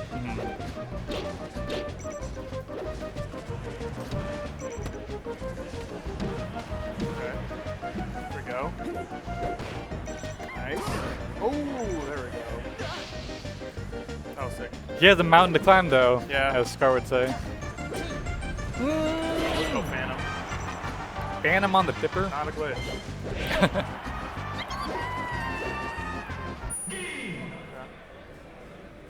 I've seen a surprising amount of Phantom hit discourse on Twitter, because apparently it's not as consistent as the game mechanics would have you believe, because of like the Z-axis, the 3D stuff. Darn Z-axis. I know, right? Why did they have to put a third axis into a game that does not require one? Yeah. It sounds like a really fun idea until you have to deal with the weird little things. Yeah, I bet Amzo would have won a major like 10 years ago. Z-axis. The Zaxis. It sounds like a Doom thing. Okay. So far, so good for HOCH HECH. Ooh.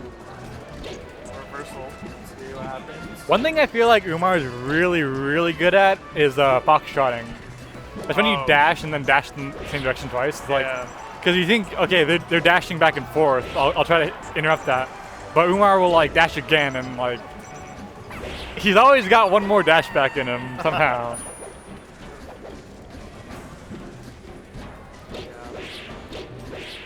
You'll get him in a spot you think, okay, he can't dash. He's not gonna dash back here. He has no room, and then dash backs again. Yeah. Marth's so good at moving too. Yeah. It's the best character in the game right now. Yeah. Honestly, like, okay, because when the debate comes around for best character, you have to judge it on. There's like various criteria you can judge it on. Like best character in theory. How about best character in bracket? Like, you had to drive to get here. You had to like, spend the day prepping your body and your mind, whatever. You gotta get on stage and play with the lights. I think Marth's the best for that. Regardless of what any theory says, we're all humans playing this game. Nice. Yeah. I mean, I did that today, and I played a Marth, and I lost. It'd be like that. Too easy. It's too easy for them.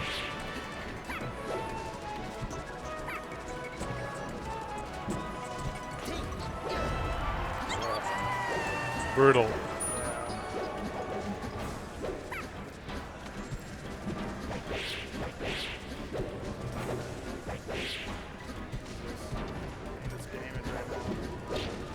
Oh, the reverse hit fair. Did nothing, but it was cool. Oh, okay. He's getting a little playful with these edge cancels. Darn. That was commanding. Yeah. Yeah, Umar fascinates me, A, as a person, B, as a player. He's a very nice guy. You know, he's the kind of guy who will play with anybody. Yeah. Like, you hit him up on Twitter, on Facebook. If you're like a NorCal person who goes to tournaments, you hit him up and be like, yo, I want games. He'll play a little bit with you. Yeah. He's so consistent. Yeah, very consistent. He's top 100, right? I don't know. Yeah, I think he was like at least 80s range like recently. And it's interesting because he has two very interesting things about him. B, one, he's very consistent, and B, he's a little bit of a self-hater, a self-down player. I was playing Typhoon one time, right? And, okay. Shout out to Ty if you're watching. He's not watching, but shout out to him if he is. We were playing, like, we were gonna have like an hour-long session, and he was beating the crap out of me because like he's better than me, and I could tell he was getting like a little impatient with me making the same mistakes I've always made, and him punishing me exactly the same as always. He's like, "Have you ever played against Umar?" You know, the other Marth I could ask for games, and I was like, "Not really." He's like, "Umar." I was like, "Does Umar have a Falco problem?" And Ty says, "Umar thinks he has a Falco problem." And I'm like, that's so fascinating because like I'm just some guy. I'm not PR. I'm not even like Arcadian threat. Yeah. Umar is top 5 in the PR. What benefit would he have from playing me even if he does think he has one? Yeah, maybe that's what keeps him in the bottom half of the top 100. Yeah. He's got to give himself more confidence. I mean, he should have more confidence. Look at that gameplay. Look at him moving. Yeah. I think confidence in competitive spaces is such a fascinating concept because like if you're too confident, then you're not going to push yourself anymore. Yeah. That's what Umar is like really great at. Like, he's always pushing himself because he's not satisfied. But then how does that come out in the gameplay? Yeah. Well, against us, we're all worse than them, so we here lose. It's like, you know, it doesn't even matter. I think he's just turning off his brain and like playing the game. But you know, like when we think about major level, you know, what's the mindset of Umar there? If he's playing against an equally good opponent, like just on raw skill, he might lose on confidence with something like, oh, I lose these because I'm bad against Falco, and then he's playing like someone who could, otherwise beat if he. But then again, okay, I don't know him that well. Maybe he has a different mindset for majors as for locals, but. I mean, it's a chill vibe here. I feel like you don't have to think about it too much, but you know. Gotta think about when Genesis rolls around, start of the new season. Yeah. I don't know. Maybe that's not his goal anymore. Maybe he's just trying to chill. It could be like the. I feel like part of it's like almost the Armada mindset of like every set he Armada played, he would try. Yeah. And maybe Umar was like that. Like he got that a bit of it. Like he's gonna treat every single game like it's its own. Yeah. I feel like that's like the heart of a true champion right there. Because like, I went to a Berkeley tournament and I was playing friendly with someone. They were like, "Dude, we got tryhards on this setup," and I was like, "Yeah, like, I'm trying to win." Let's go, yeah. But shout out to the Get me on that setup. So Mojo, do you know Mojo at all? He's a good friend. He's friends with Ryan. Oh yeah.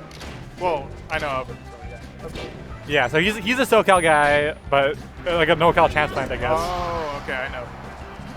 I didn't know it was this one. Yeah, apparently like he and Ryan knew each other back in like high school. You can kind of see it in the way they play. Like they play like they're both good foxes that are good at finding unconventional ways of playing fox. Yeah. And that can be good against Marth. Is it the Orange County in them or something? It might be. Just different lifestyle creates a different fox. Is this the true fox, Raimo Jr. or is this just? No, that'd be disrespectful to Mojo to call it Raimo Jr. True, They're both. They're well. If Raimo kept playing, he'd be about where Mojo is probably.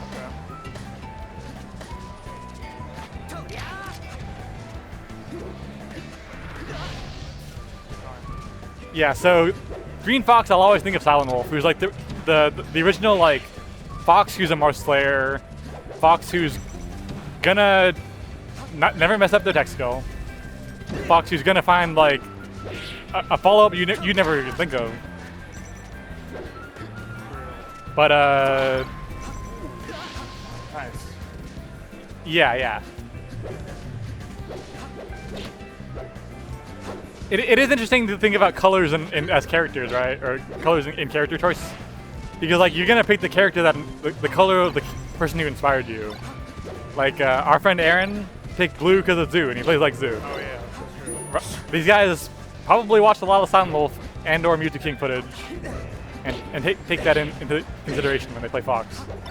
What color fox did you play? Me? Yeah. I played green. Oh yeah, that's right. Because Raimo. I was inspired by Raimo. It's all like it's like a tech tree. Yeah. Which made it fascinating to watch Magi versus Westballs, but I won't go into that. Magi won by a lot. It was not close. Sick. Yeah. Oh, okay. So Mojo's got in a great position right now. Interesting stage choice, by the way, to go to Yoshi's Store Game 1. Yeah. I would like this as Fox. Here's the thing about Yoshi's Story as Fox, is like, there's always a chance you just like flub a couple things and you lose. But you know in your heart you should win on this stage. It's like, it forces interactions and that should work in your favor if you don't mess up. Oh! Nice.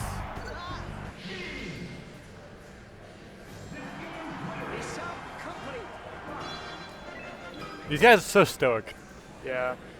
Watching Green Fox makes me miss Raimo. Yeah. Dude, they're not the same guy, but like, you know, we can imagine Mojo as the Raimo that kept playing. Pace Ryan's head on Mojo's head.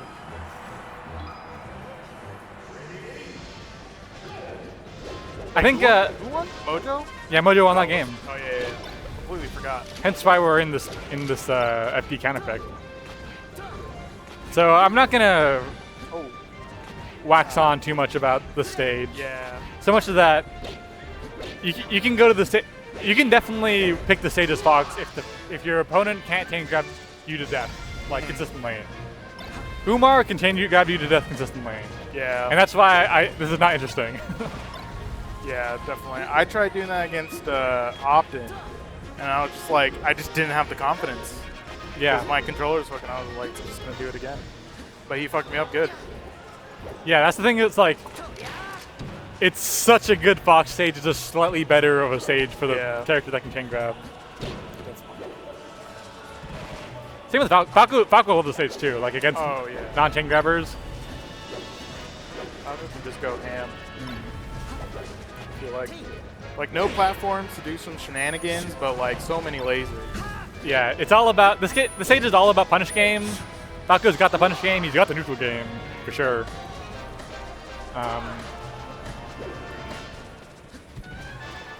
Yeah, I'm interested to talk about like one thing that's almost a little bit taboo to talk about in competitive spaces, like how much of your life do you have to dedicate to the game to be good at it? Yeah. And for different people, you know, the equation is different. And I certainly admire and respect the players who can make a life out of this. Yeah. Because that itself takes a lot of confidence. It's like, Oh yeah. I'm gonna put my eggs into this basket because I'm goated.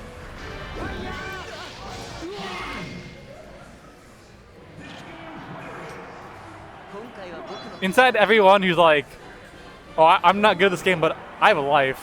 Yeah. There's a bit of inside of them that's like, man, but I wish I didn't have that life. Yeah. I wish I could be as good, but I had to sacrifice it to do other stuff. Yeah. Or like, yeah. It's tough. I mean, like, I feel like there's a way. You know, there's always a way you can be at the same level as these guys. I mean, like, I always heard, like, I heard a story at Frosty's, which is a fighting game art tournament, where some guy who's like a dad, like, won a tournament for one of the games there. And he had, like, played at night, you know, like, grinded online probably. It's possible. Like, if some dad can do it, I bet. I bet. Some people are so different, like J-Flax in the Melee community. Oh, yeah. That guy's a dad. Oh, Mango, yeah. Yeah, Mango's a dad. Yeah, I forget Nun's also a dad, too. That dude's like 25. Dude, we got fathers in the Melee community. Think about that. Yeah, we do have fathers. We lost some guy's dad. Yeah. Dude, no, at the Berkeley tournament, someone was just like, oh, yeah, when I was talking to other parents, and I was just like, yo, what? Other parents? Umar won the last game, by the way. It should be 1-1. Yeah.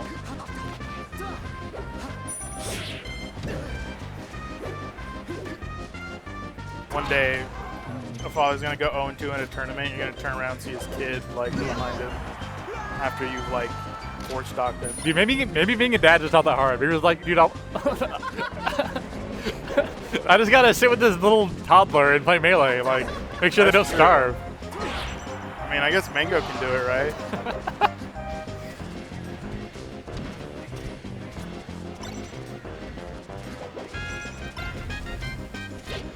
When's the last time Mango has won a major? I think he's won this year. I'm pretty sure he's won a major this year. Okay. I just can't remember.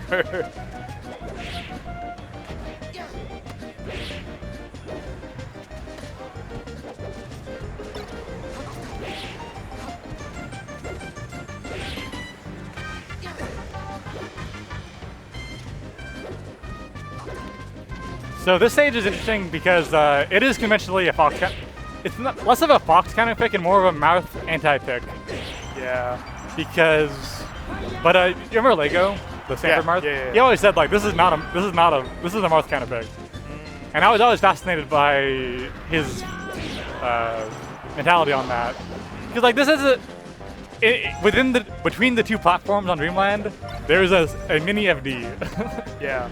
And you can chain grab there. And then if they go to platform, like, what makes it hard for Marth is that he has a hard time covering the platforms relative to the other stages. Yeah. He can't cover every tech option with up tilt like normal, or with up air like normal. But you can do all kinds of other stuff. You can go to platform and tech chase like on top of platform. You don't always have to cover every reaction, every retech if you can react. The big blast zones probably help him more than they hurt because he's gonna gimp you anyways. It's just so good. I mean, both these characters are good. Just like Marth.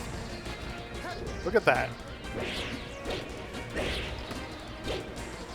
One thing I'm noticing is, okay, so this isn't the cure-all against Marth or anything, but I've done a lot of slide off against Marth up air on platform. It's not hard, but if the Marth knows you're gonna do it, there's other things they can do. So like it's a. I always just keep it in my bag as like a thing that like the Marth has to think about. Like, am I going to slide off this one, or are you gonna? Because if let's say they know I'm gonna slide off, they can either up tilt or just forward smash me, and that's pretty bad for me. But it can get me out of situations that like otherwise would be death. So.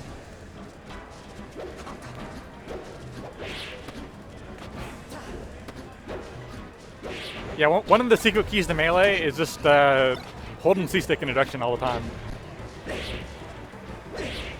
Like for ASDI? For ASDI, for slide-offs, for sometimes your opponent's juggle stops and then you back air them instantly. Oh, you can do all kinds of stuff. You can buffer roll. Yeah. You can. Yeah, C-stick is just a goated stick. Yeah, no, definitely. I was talking with Aaron. We're talking about like when you're playing on autopilot, like you kind of need to have an autopilot game for when you're playing early rounds of bracket, if you're planning on progressing. Yeah, true. Because you can't expend all your brain energy on the early round and then be stuck with nothing for the hard matches. But you also can't ignore your early round opponents, or they'll get you on some stuff that you're not ready for. So ASDI is a great tactic for if you're trying to minimize your. If you're trying to get a lot of effect for little brain.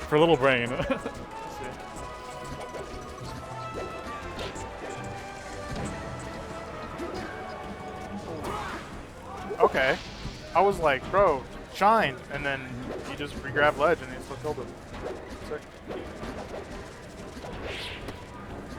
I feel like most.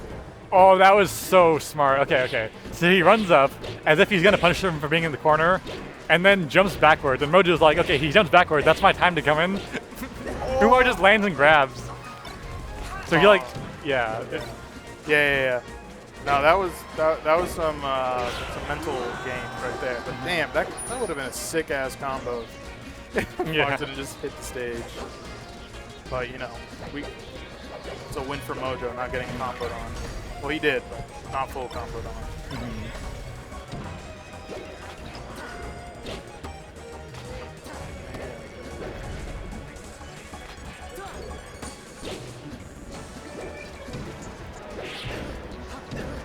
You see, even just one slide off would change the whole dynamic when he gets thrown on the platform. Yeah. But this guy is in winners finals and I'm not. So. Yeah, true. It's easier to look from the outside in. Yeah. But Marth wins again. Like every set we watch, Marth wins. Yeah, I mean Mojo took a game, so. Where's Ralph when you need him? True. Where's the we have this army of space. We have this army of space we're just throwing at Umar, and he's just down throw. He's just like forward tilting all of us. Yeah. It's Dude, you love caffeine? I do love caffeine. I mean, it's like a company or something. I don't know. I got the shirt for free, but I do love caffeine. So I drink it every day. I try to at least, because it's that good. It's hard not to once you've done it every day. Yeah, once you don't have like any normal vices, you kind of have to lean on the legal stuff. There's plenty of legal vices in California. Yeah, but not all of them are productive. Want to do. I think caffeine is like the greatest psychoactive drug I've ever made. Cause like it's the best legal drug. I'll tell you that for sure. Everyone in America and all these, you know, they love it in Asia too, Europe. It makes you productive. Like, it makes you do things. That's why everyone's okay with you being addicted to it. Yeah. Things that you can be addicted to, but fuel the capitalist regime are goated in Western society. It kind of is, you know. It's just like it's so well provided. You know, I just shove them my money, and it's just in my hand immediately. Like, yeah, you'll have withdrawal symptoms when you try to quit, but like, why would you try to quit? You're not gonna make as much money when you don't. Just do it every day. And caffeine's pretty cheap. Like, yeah, it is. You can buy like caffeine pills, like if you're really on that shit. Okay, caffeine pills is a level that like you're not even gonna like try to enjoy it. You're just like, okay. Yeah, you're in it for the feel, dude. But I think the best way to consume caffeine is just hot coffee. Hot coffee, tea is great. Yeah, tea's great. Tea's fantastic. When I don't feel like having something like burnt. Yeah. Roasted to shit. I mean, you can have roasted tea for sure. Oh, really? Yeah. Might have to try that. Yeah, in Japan they serve that a lot at like restaurants, like roasted brown, like green or brown tea. I think I've seen it at some like boba shop or something. Yeah. If you see that at your local Trader Joe's or Safeway, then I'd recommend it. It's like it gives you that smoky taste. It's not. It doesn't taste like normal tea. It doesn't taste like. It has a much bolder flavor. It goes well with a meal. It's not as great on its own. That's why they serve at the restaurants. It's kind of like it's not as bitter as like green tea. It's a little more. It's smoky. It's smoky. That's cool. Yeah, no, I'm definitely a very like dark roast type of person. So like, I'm on that shit. Like, I love that shit. It feels really good when you drink. Like when I drink like light roast, it feels like I'm drinking like piss water or something. Yeah. But you know, again, we. Hey, for all you piss drinkers out there, don't worry about it. Don't worry too much. Yeah, you're accepted. We love you all.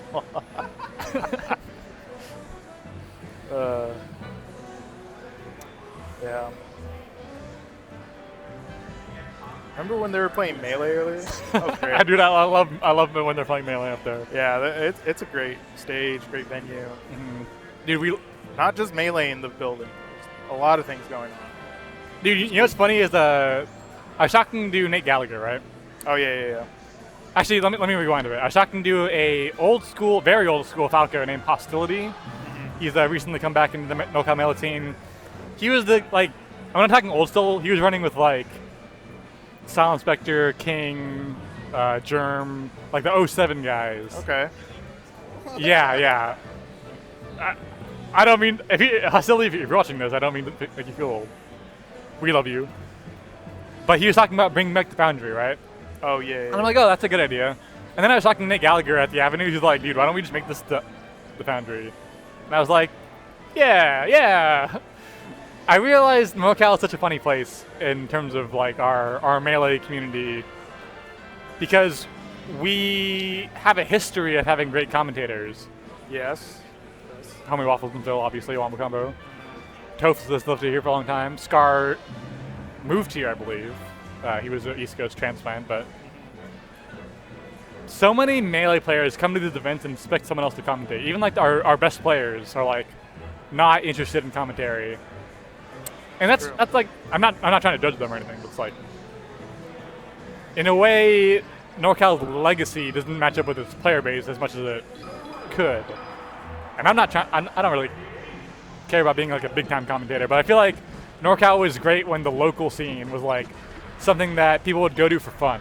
Oh yeah.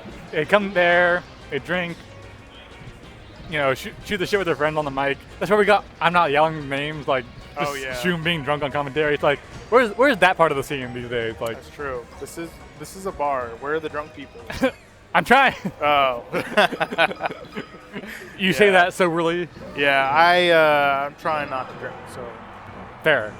Maybe I should just find someone who is drunk to trade with me. Okay. Another classic, HOCH HECH and Darkwizard. Yeah. So it's really funny. I was watching HOCH HECH. I still want to call him Blarg. Like I get that he's not the Fox main anymore. He's a Puff main. Yeah. And he goes by this tag when he's playing Puff. But he'll always be Blarg to me. I'm just gonna call him Blarg. I feel like I don't know. I thought he entered as Blarg, but I guess not anymore. yeah, maybe you're just like fuck it, HOCH HECH. Yeah, but Blarg, I was watching him play against. Was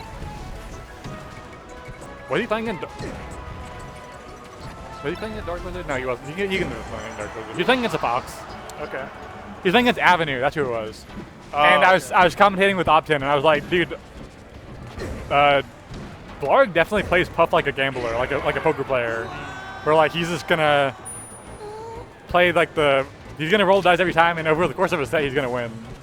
And then I was just like, yo, Blarg, you play poker? He's like, are you joking? And I'm like, no. He's like, dude, I talk about this all the time. Like poker's like why I play Puff.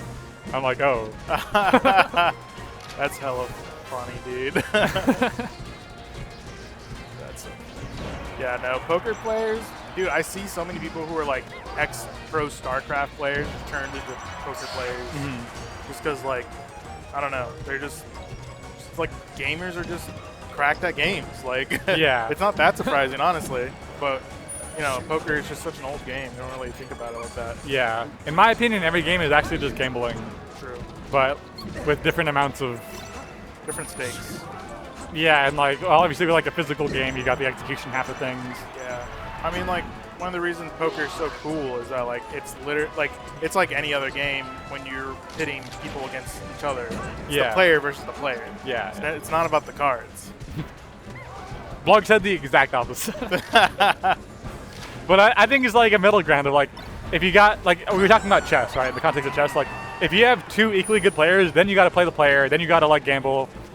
But if you're not on the same level, you're just gonna do the right thing every time. And like that's how I think poker is. Like if you're playing against someone who doesn't know the odds as well as you do, yeah, or doesn't know like how to gamble, then you're just gonna beat them every time. But like if you're playing against an equally good gambler, then you got to really think about the person. Yeah.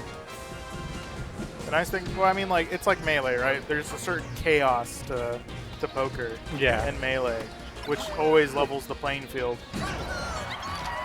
Like you could just have like pocket aces and lose to like a 7 because, you know, 2 just came up on the river.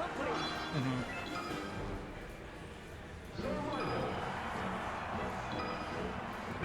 Just like you could just die from, I don't know, Fox up tilt because it's just that good.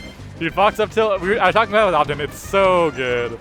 I feel like a modern Fox thing is, we're talking about is like just, when they're in shield, land in front of them, turn on up tilt. Yeah. I try not to deal with it. I'm like, why am I trying to do stuff against up tilt? Yeah. But it's so good, especially when you're in the, like, you're facing your up tilt, like, away from stage, like, just trying to pressure.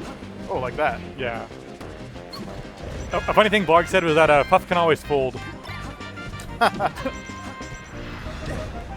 Oh, that up air was genius. Yeah, that was pretty sick. I accidentally used the giant hitbox on up air. I've tweeted about this. One of the most underrated like disjoints in the game is up air. The beast Falco Danny.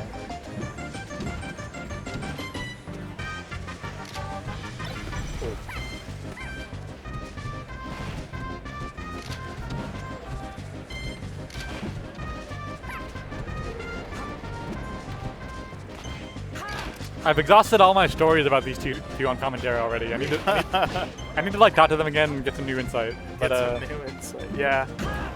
I mean, like I've been watching. I played Darkwizard twice now, and I've watched the VODs just on how he plays.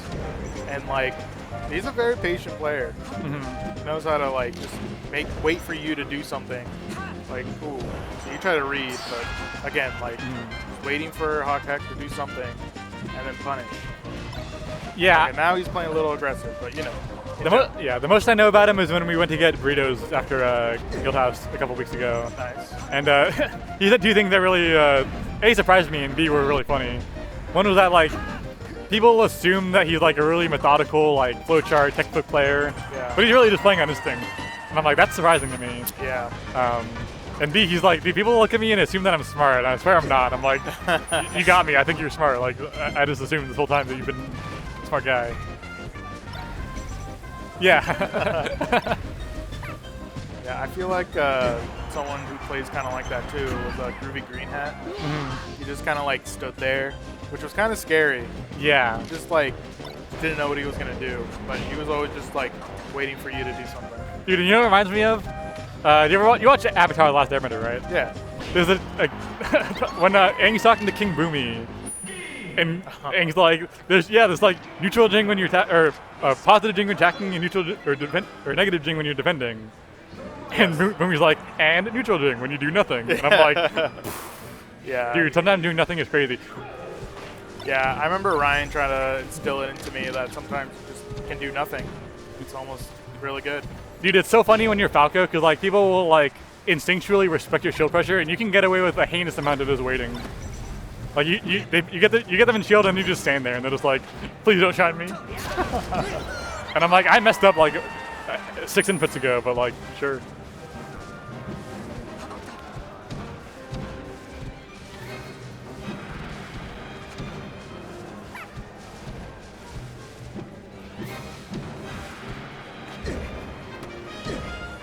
Oh.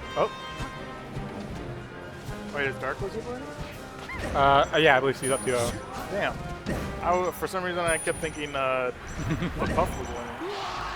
Yeah, so one thing I can tell you about the stage about Puff is that the top platform is low enough that she can pretty easily cover it with up air, like a full hop, double jump, up air.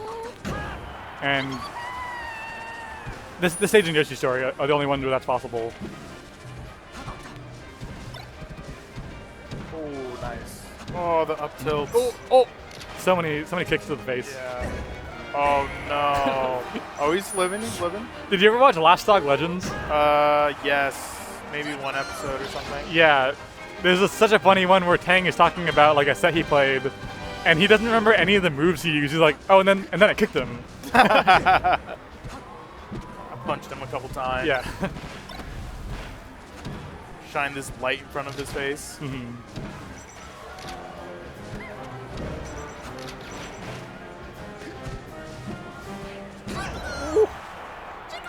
Jab, up smash. Oh, it's over. What a menace. Cool. I don't know why I kept thinking HOCH HECH was winning these games. But yeah.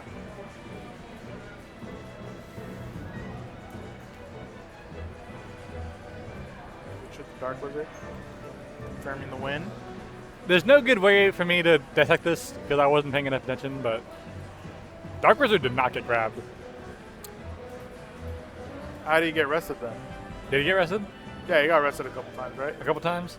Avenu's, well, between 4 times. Over a best of 5 set, that's like nothing. Yeah.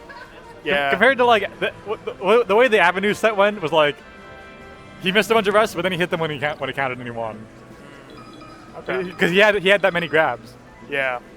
But then against that Darkwizard, Yeah. I mean, the odds like, were not in his favor. I mean, like, for someone who just, I mean, I don't know how long Clark has been playing Puff, but like, it's pretty good for maybe like less than a year, I'm guessing. I don't know when he started. I do remember playing him like a while back when he was first starting to play Puff. It was on the order of about a year ago, and like it was just something he'd like either do when he was like drunk, or just like was out of bracket and wanted to just like play friendlies. And I was like, this guy is just fishing for grabs and resting me like a bajillion times, and it's working, to be fair. Yeah. But yeah. Yeah. I guess I think what's really appealing about Puff is that once you've learned a lot about Melee, it's very easy to apply it all with Puff. That's true. That's true. I feel like it was so easy when I was playing with one hand on my controller when I broke my wrist. Yeah, I fucking rested people online. Like, I up tilt rested them. Like, it was so easy. Or up throw. I somehow did it. I don't even remember how I used to do it. Yeah, I think Puff and Fox exist on like opposite ends of a similar of the same spectrum of like, with Fox, if you're losing to something, it's like, oh, here's a tech you can practice for 50 hours, and then you'll be able to beat that interaction. Yeah. With Puff, it's like, you don't have a new thing you can do. You have to do something entirely different. Yeah. For like everything. And sometimes, like, if you're trying to improve with Puff, it can be hard to like break yourself out of the option that you're already picking, and like really think outside the box. That's the problem I had with Puff. Is like I wasn't improving at all. I was just doing things that I knew like a lot, and it was working against people to beat. But the path to moving forward was a lot trickier. Yeah, I feel like the best way to play Puff is just to wait for your opponent to mess up, because Puff can punish so hard. Yeah. Like combo like really well against certain characters. But then you play against Darkwizard. Yeah, true. But Darkwizard, I think, played a little more patiently than HOCH HECH or Blarg. Well, yeah, like you just play against someone who plays patiently, and like they know that your game plan is to wait for them to mess up, and then they just don't do anything hard. Yeah, you just gotta play more patiently. It is possible. I mean, Armada must have showed us the way many years ago. Just don't interact. That's not really. I feel like every time I watch HOCH, it's just like, damn, like this dude can just stay in the air forever. HOCH is actually so good at being aggressive, though. Yeah, he is quite good. But I feel like he's got that confidence, you know? So, like, it's pretty good. He's pretty good. Yeah, he can force errors where you wouldn't expect him to. He just like is Puff. Yeah. He just like I was watching so much Hungrybox versus Falco footage, And it's crazy to me, like, he just knows exactly what Falcons want to do at all times, and knows exactly how to punish it, and we'll just do it.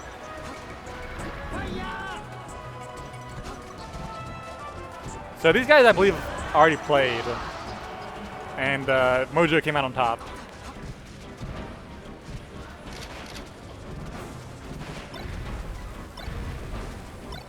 I think, you know, there are style kind of picks for sure in Melee. I feel like MOJOE is the kind of player who I feel like would beat someone who, A, just mostly plays on instinct, and B, like, is more patient and methodical. Because MOJOE has, like, the speedrunner quality of, like, okay, it's like, okay, like, you're going to try to be patient, I'm just going to come straight at you, and I know how to kill you, like, if you hesitate at all, or, like, if you flinch.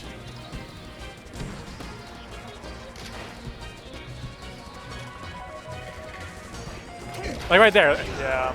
Darkwizard patiently, like, dash dancing, like, doing the right thing. But just says, okay, one up jab. Yeah, you gotta catch him off guard for sure.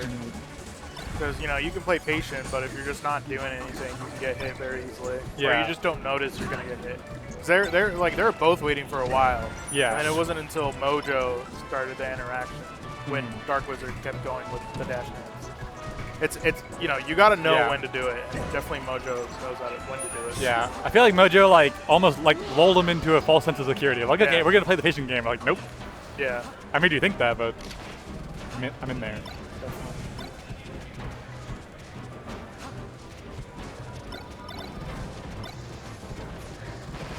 I've always thought of green boxes as playing like speedrunners. Why green specifically? Because the boots are red. Red means fast. Well, I think it's partially like people play like people play the color that a person that inspired them, right? Silent Wolf, in particular, was very good at like he'll kill you off of one tiny little mistake, and he'll do it very efficiently. Yeah, I think efficiency is like the name of the game for green foxes. True. So like I'm sick of it's like a watch for Rolling Rock. They don't want to press the A button more than they have to. They want to shine you.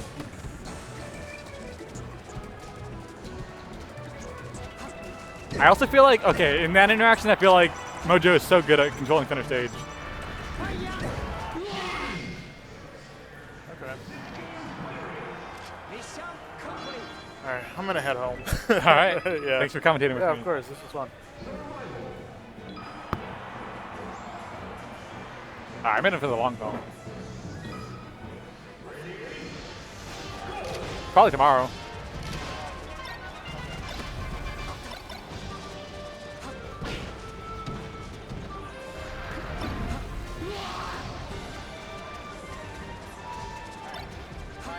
Take care.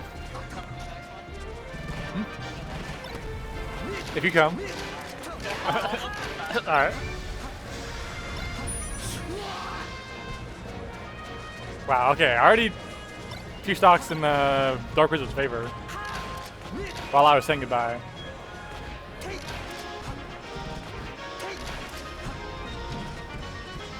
You see, MOJOE, this is the curse of the green fox, so they want to be cool a little bit too much. Instead of just doing the chain grab, he's trying to do this up tilt thing, which seems like it probably works in some situations and would be very cool if it did. But Darkwizard's gonna do the right thing and just chain grab you.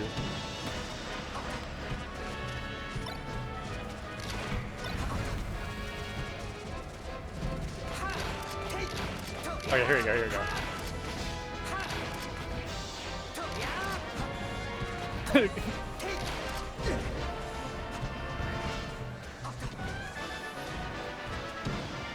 I love that like use of shield stopping to get to like the micro spacing. It's so good when you get your opponent like knocked down and they miss a tech. One forward shield stop to see if they go for a. You can try to bait out like a get up attack, and if they don't do anything, then you just keep going forward. You just wave dash out of it, or like you can also jump out of it and kind of drift with your aerial. It's just like another set of decisions you can make, rather than just running straight in and getting get up attack.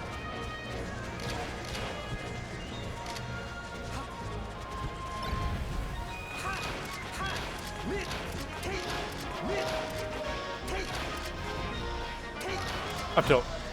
It missed again, but he got a Like, maybe instead of going for, like, the up tilt's not supposed to hit. It's supposed to, like, trap them into double jumping.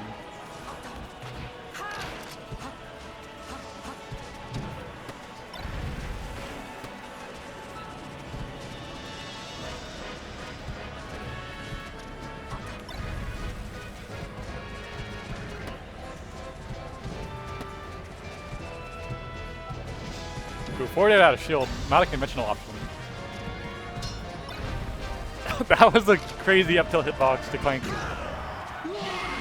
Alright.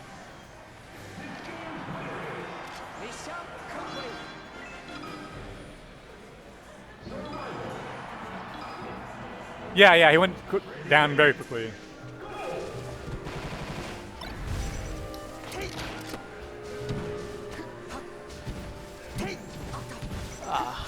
What up? We got Sebi in the building. Yep. How's your Guildhouse experience so far today? Today was the classic. I mean, the classic 0-2. It's 2-1 MOJOE. I was gonna say, I played Tomas. In losers. Rough. Yeah. So we did the classic jump in where it's like, do you ban anything? And Thomas was like, no. I'm like, all right, bet. And then it just went random. That's sick.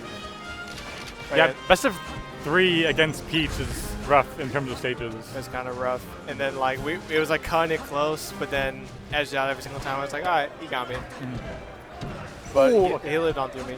So yeah, I was talking to people earlier, like outside the crowd, and from what I was told, that MOJOE wasn't really the FD kind of Fox because how much he loves full hop. So it kind of made sense to why darkwizard went there. And then now going to FOD, to where it's like you always hear that this is kind of like the tech challenge when it comes to up-and-coming Foxes, where it's like, can they thrive on stages that kind of have the RNG of the platforms rising up? So I really do respect kind of this darkwizard kind of going to this map to where he's kind of like tech guessing it, where it's like, yeah, I believe MOJOE kind of picked here. Yeah, MOJOE kind of picked it. So yeah, MOJOE kind of coming to where it's like, well, I mean, right now he's up a stock, even just right now. It's like, can you deal with the chaos better than your opponent? Exactly. I think, well, not specifically in the Fox Ditto, but I realized that Fountain's not a great stage to start on, but it is a fantastic stage to counterpick once you know which options your opponent can't pick when the platforms are low. I agree with that, but I also do think like it's such a, how to describe it, it's kind of like it's really fascinating to where, like, let's say if you do start FOD, to where it's like, all right, let's really test how you are straight from the start. Like, imagine going game 1 FOD, and just to see where it's like, that's a gutsy pick. It's very gutsy. I think it's just on both sides just striking, where it's like, okay, let's really kind of like, let's test your tech chasing, let's test how you are. Your improv, yeah. Yeah. He got stuck in his like turnaround, and he was like, he lost his wallet for a second there. Oh yeah, definitely lost his wallet. Caught looking at his phone. But like right now, kind of like, I mean, solid kind of like narrow approaches coming from MOJOE right now. Yeah, MOJOE is unrelenting, I gotta say. When it comes to like, when he has the advantage, he's like, keeps coming at you, does not mess up. He's like the Terminator. Yeah, I think that's such a classic where it's kind of like the Fox illusion into the up tilt, where it's like, you know what they're gonna do. Yeah. And then just got caught in the kill conversion. But like right now, MOJOE has a strong hold on this stock right now. But got caught slacking. Kind of. That was just a regular get up. Right? Oh no! Oh, nice call out with the up air. This could be big. Not big. I do like the way from darkwizard just now, where it's like it was the top platform, but it didn't even matter. Wait, do I have the colors backwards? I thought that MOJOE's Green Fox. I was certain that he won both of the first 2 games, but I guess not. Either way, game 5. I was only up to date on not the FOD game, but the game before. So what? This is game 5. Which I love shining the up smash. I think it's just such a bread and butter when it comes to Fox, no matter what character you're against.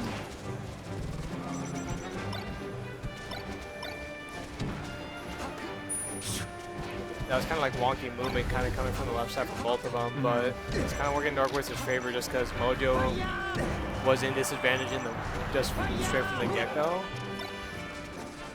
But mess up the conversion, so MOJOE has life right now. And MOJOE takes space so aggressively. And he's making the most of this.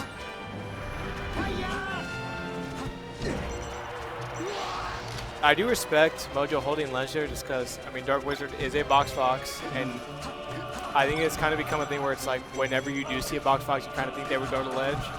But Darkwizard kind of just keep going forward, but cleaned it up anyway. Yeah, the thing about like getting the right angle every time, you also have to get the right height every time if you're gonna like hit one of those angles.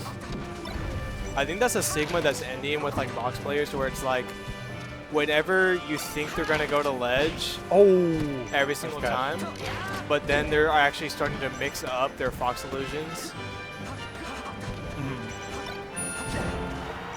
Nice shine stall. Solid conversion from MOJOE right now. Yeah, that's it. MOJOE is a fearsome edge guarder of Fox, I gotta say.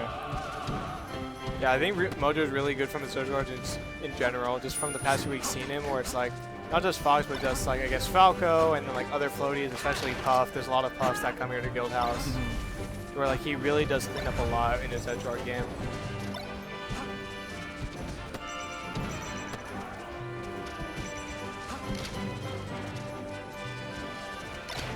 And then right now, you can kind of just tell where like they won't really commit unless they kind of know it's the safest option possible. But like they'll kind of go for like the safe, like low nair into shine, and then they kind of just retreat and go back to neutral.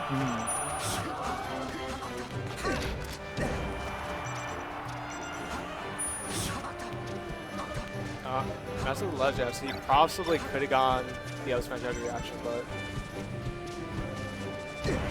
That feels like, okay. Darkwizard was really playing a lot more assertively there for a second.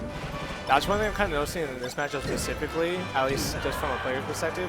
They're both kind of running into each other's nairs, if that makes any sense. Where it's like they're kind of dash dancing a bit, and then one of them will run in, and then one of them nairs right after to stuff it out. Yeah, right there, Darkwizard got a run and shine though. That was pretty.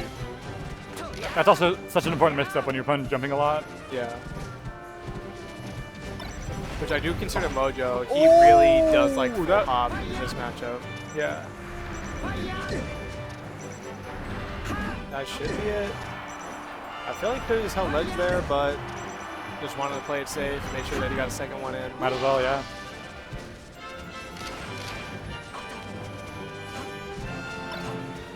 Very ambitious up air. Yeah. I really do respect the up air out of Fox whenever it comes to certain matchups. Where That was the lowest side B I've ever seen in my life. Jesus Christ, MOJOE's living on a, okay. the rock get up. You gotta, okay, up tilt works that time. Goes to ledge. Oh, to get knocked down. Doesn't get the slides off. off. But he's able to get out. Tournament winner. Gets the, Not tournament winner. So no way, okay. Jeepers. Wait, even they don't know the game count. Was that not game 5? I swear to God that was game 5. Not game 5? Now it's 2-2? That was 2. When it's a ditto like this. I feel like I must have the colors backwards or something. We can run the first to 5. Like, we got time, I think. Very, very young. Wait, no, I'm right. Haha. Even they didn't know.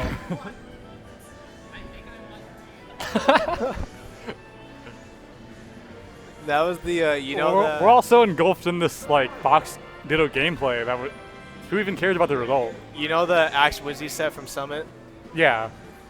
where it's like Axe clearly wins game 5, but Wizzy plays this off so well that it confuses Axe. You're like, Yeah. wait, what just happened?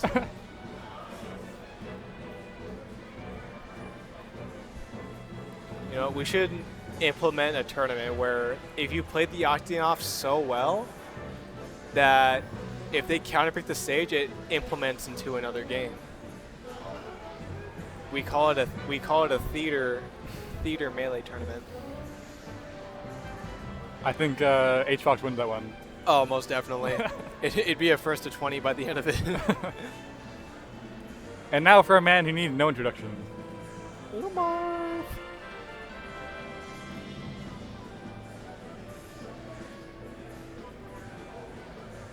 He's waving at us. Got Umarth at the top. No,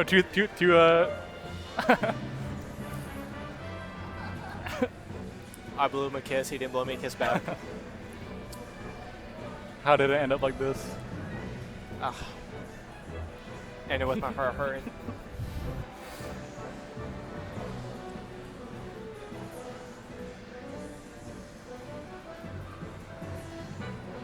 But that's how it goes. It is how it goes. Umarth on the grind. I know he's going to Big House, which is that the end of the month or end of October? It's in October for sure. It's usually early October, but Yeah. I mean it changes year to year. So if I'm gonna bet right now, I'm gonna say it's October 11th. I would honestly believe you. Let's go. I win the Melee Theater bracket for sure. Or I got it over you. Honestly, anyone would cook me out there. It's like, yeah, you made it this far in bracket. I'm like, wait, did I really?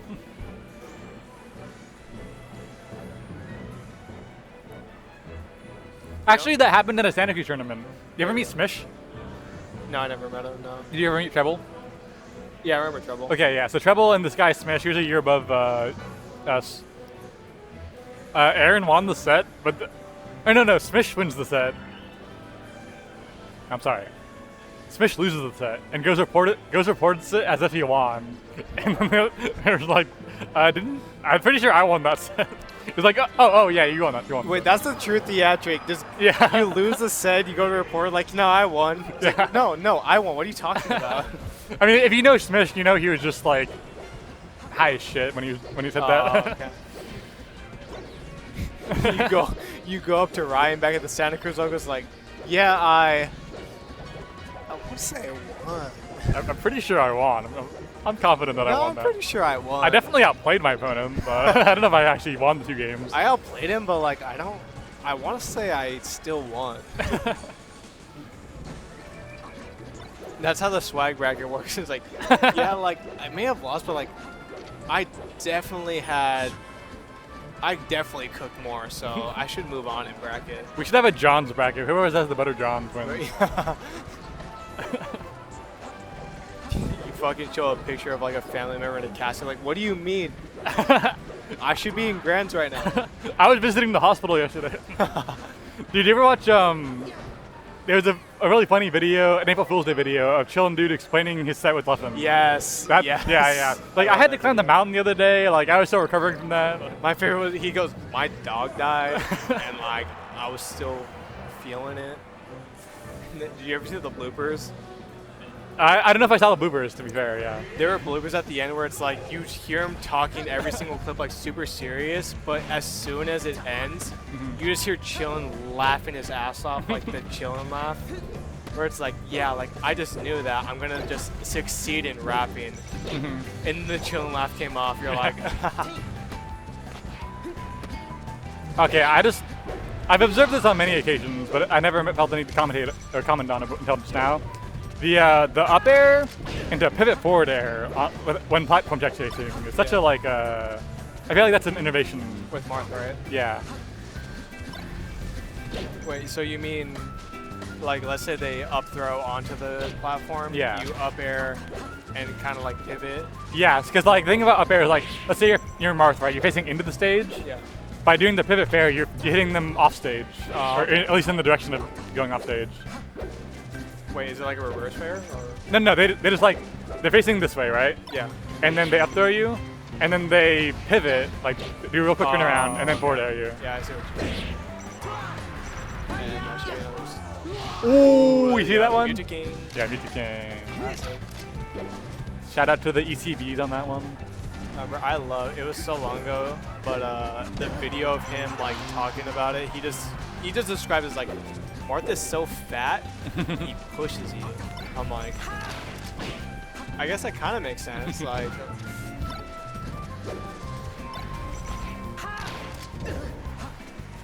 but right now, slowly MOJOE is bringing him back. He brought him to a high enough %, and Yeah, like Randall kind of made that weird to where, I mean, he converted off of it, but it's like Randall did make it work. It was like he was on the cloud and then he kind of waited for the Marth recovery to where it's like, what can I do next? Yeah, yeah. But he kind of like played that part, he played it like, I would say perfectly because he got the stock. Yeah. Cute little thing I saw Umar do just a second ago was, you know, coming down with Marth is really hard, but he had a double jump, so he just wave landed the platform. Yeah. As his way of getting down. That's pretty clever. That's one I'm still kind of learning, just like kind of converting off a wave land. Yeah. Dude, teeter canceling is sick. You should look into that. Oh, out of nothing, out of thin air. And I feel like that was also kind of one of those moments where it's like, he got the strong fair, but he kind of saw where he was, where it's like, wait, I can down air, and then just does it. Yeah. Also notable is MOJOE's color switch. He's now playing Red Fox. You know what I do in bracket? What do you do? Is based on the color that they play, if I beat them, I switch to that color. So like if they're playing red, I switch to the red Fox. Get in their head a little bit, yeah. But then if it's a color that Fox doesn't have, I'm like, all right, well, I gotta improvise. I've always liked green because it blends in with like half the stages. Yeah, especially the legal ones. I'm like camouflage just coming at them. Then soon, when Congo Jungle's back, 2024, let the TLs cook. Let the TLs cook. No. Let Jungle Guy cook. Not Congo Jungle, please. Let Jungle Guy cook. You've clearly never watched that Peach. Oh, I know. I watched that. I watched it all. I watched it all. But you know what? You've not internalized it. Yeah, I haven't. I will do that to you if I have to. Oh, I'll do Peach Ganon. I'll play Ganon. My Ganon's not good at all, but I'll do it for the fun. Then again, I hate it whenever I see a Marth like dash back into staying there, so I'm like,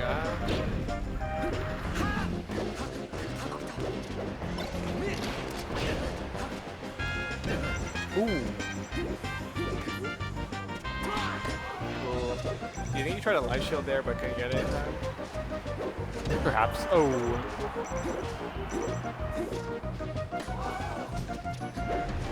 Wow, okay. So, yeah, that down air out of shield is also a big menace of, like, modern Marth.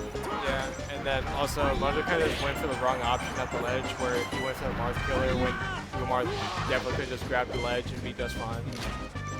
I feel like Marth down air on stage is definitely like a Zane thing. Like, people did it before, but Zane really, like, made it work for him. He like, what do you call it? He popularized it. Yeah, yeah. Where, like, it is actually a good option. Yeah. So one thing I'm looking out for on Mojo's side is, like, will he at any point go for slide off on the up air? So far, I've not observed it. For me, personally, it's like, I know slide off is an option, like, you do go for it, but even then where it's like, it's still kind of hard to react for unless you do it so many times. It's not that hard to react. Because there's no timing on the input. You just hold stick. I know you just hold down, but I guess I mean like the action afterward. That's a good point. It is like, it gets you out, but it's like out of the frying pan into the fire. Yeah, it's kind of like, at least for me personally, I'm kind of like, oh, I did it, I'm out of it. Oh, what am I gonna do after? Well, one thing I do is I just keep holding down on the joystick, on C-stick, so then I drill afterwards. Oh, okay. That's obviously has counterplay to it. The thing about like slide off is that it doesn't solve all your problems, but it's just another thing for the other player to think about. Yeah. Was that a Phantom there? I believe it was. Phantom shield poke. Marth is getting rewarded more and more. You know? Phantom there. You ever shield thread off of it. Yeah. And he got the conversion after.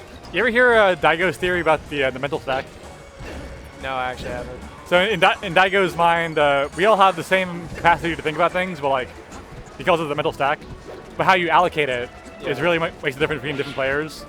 So like the slide off is a good example of like adding one more thing for your opponent to think about could overload them. Like yeah. I mean maybe it doesn't make the difference like in terms of gameplay, but like in terms of psychology.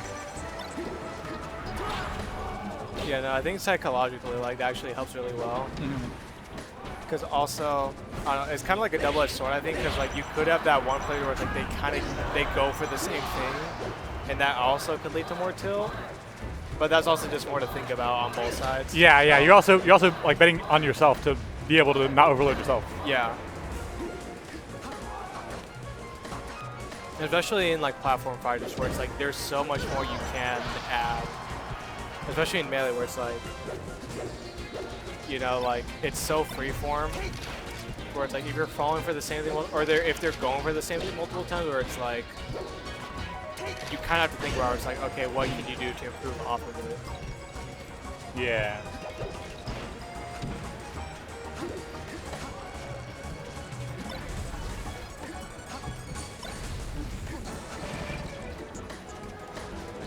I mean, they didn't work out too well, but I did actually like the random fairs MOJOE put out, kind of where it's like, you know, he messed up the edge guard, but to pressure the shield, he kind of just kept going for it. Yeah, yeah. Or like he ended up getting the stock, so it kind of just depends on how he's gonna handle what's going on from here.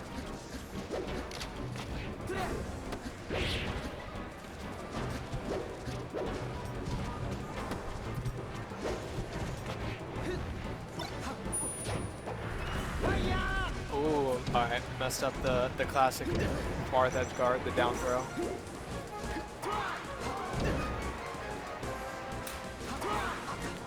Oh, okay. I mean, I thought it was kind of bad him going off stage anyway. I think he could just either Marth go it again or kind of just help ledge. I don't really know why he kind of tried to waveland back on the ledge, especially on Battlefield. And he might just die right now because of it.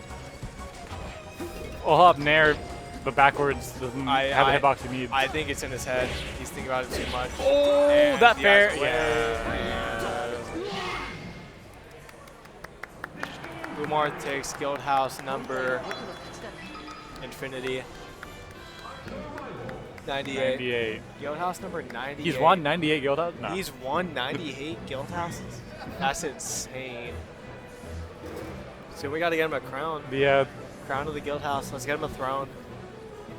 yeah, I was at the Avenues a couple weeks ago, and we had a player from, I believe he was the best player from Alabama, playing against Umar. And I was like, I don't know what to say about, well, normally commentating Umar says like, yeah, he's the best player in NorCal, he's going to win this. Or he's the best player who goes to locals. And I'm like, okay, he's a new player, like, he's got to go against the problem that we're all having, and we'll see how someone with no context deals with it. And, oh, I'm forgetting the player's name, but he actually did really well. Yeah, actually great because like even like best player in Alabama, they don't even know who Umarth is. So it's like, yeah, let's play. Yeah, yeah. They might know him. Yeah, they might. If you're a top player, you might know I mean, him. if you watch HOCH versus Umarth, Genesis 9, I just remember that set. I kind of want to interview Umar, just like a little bit, like real quick. 0. Let's see the heart.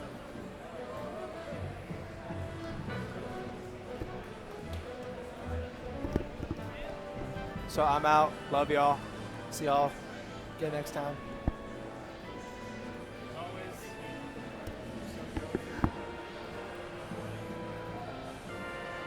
Hello. I just wanted to talk to you for a little while. We can talk about whatever. I want the people who watch this, if it's anyone, to know who you are. All 3 viewers, yeah? Yeah, yeah. Sometimes we have a lot. Sometimes, yeah.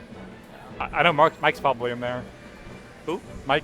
Mike's Yeah, in there? he's usually in. Ty's usually lurking in there. Ty? Okay, maybe he heard my shout out to him earlier then. Maybe. How's it going? Pretty good. Another Guildhouse. Guildhouse 100's coming up. Ooh. That'll be interesting. I think 99's the next one. Yep.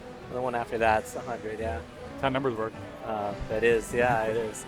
Yeah, today's been chill. Work was chill. Guildhouse was chill.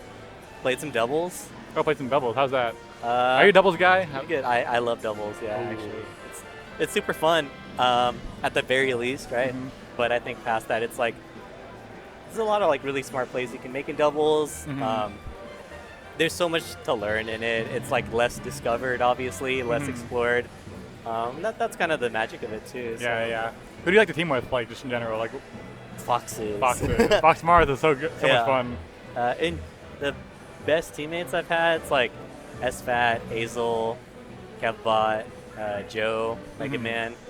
But like I've had a lot of like great sets with usually Foxes. Yeah, it's yeah. like like that team comp makes sense. Obviously, there's like few fat to like learn from, and it's nice to have kill power off of stray hits from Marth. It's real nice. So, yeah, no, there were a lot of great doubles players in NorCal. I've learned a lot from just like chatting with people at Smash Fest, like Binion and 925 people, Austin, etc. Would you say that doubles will be like a priority for you moving forward, like, or is it like, yeah, it's a good like break from singles? There's some tournaments where I care a little bit more about doubles than singles. That's happened, maybe only once or twice. Yeah, but I feel like a lot of doubles is like if you can get the right partner, then yeah, for sure. Yeah. That's big. It's like if you feel like you don't want to let your teammate down, and like you have a really good shot at like making it super deep into the bracket, then yeah, you kind of focus a little bit more on doubles for those, but. Generally, it's still singles, at least at this point. Yeah. All right.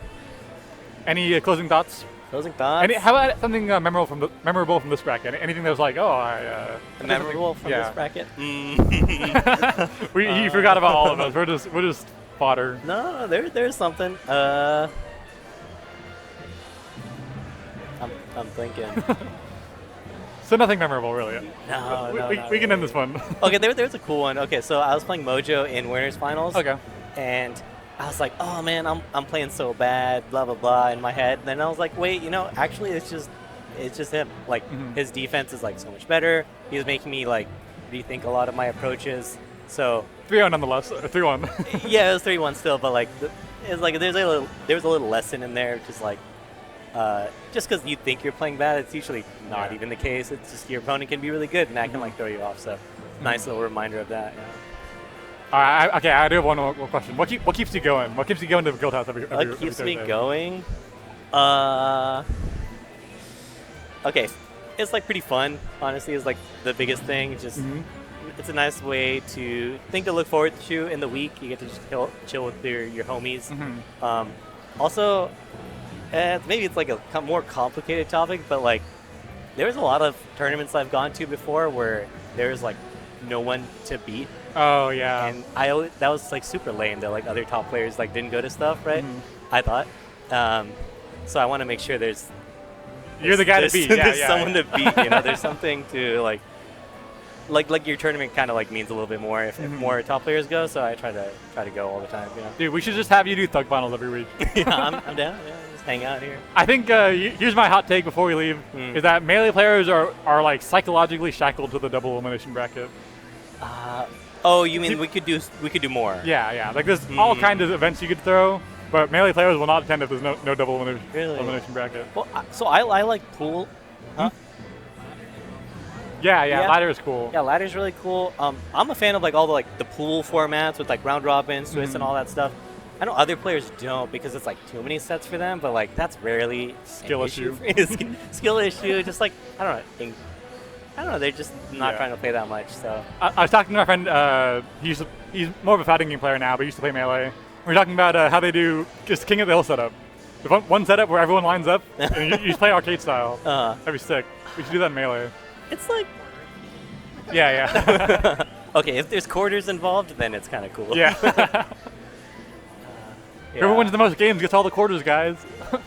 I don't know. I have nothing left to say. Do you have anything else to say? No, I want some quarters. Then I can head up all those like barcades. Yeah. Head up Emporium. Yeah, there's like 2 here, right? That's a good question. So it's gotta be on Thursday. I don't know.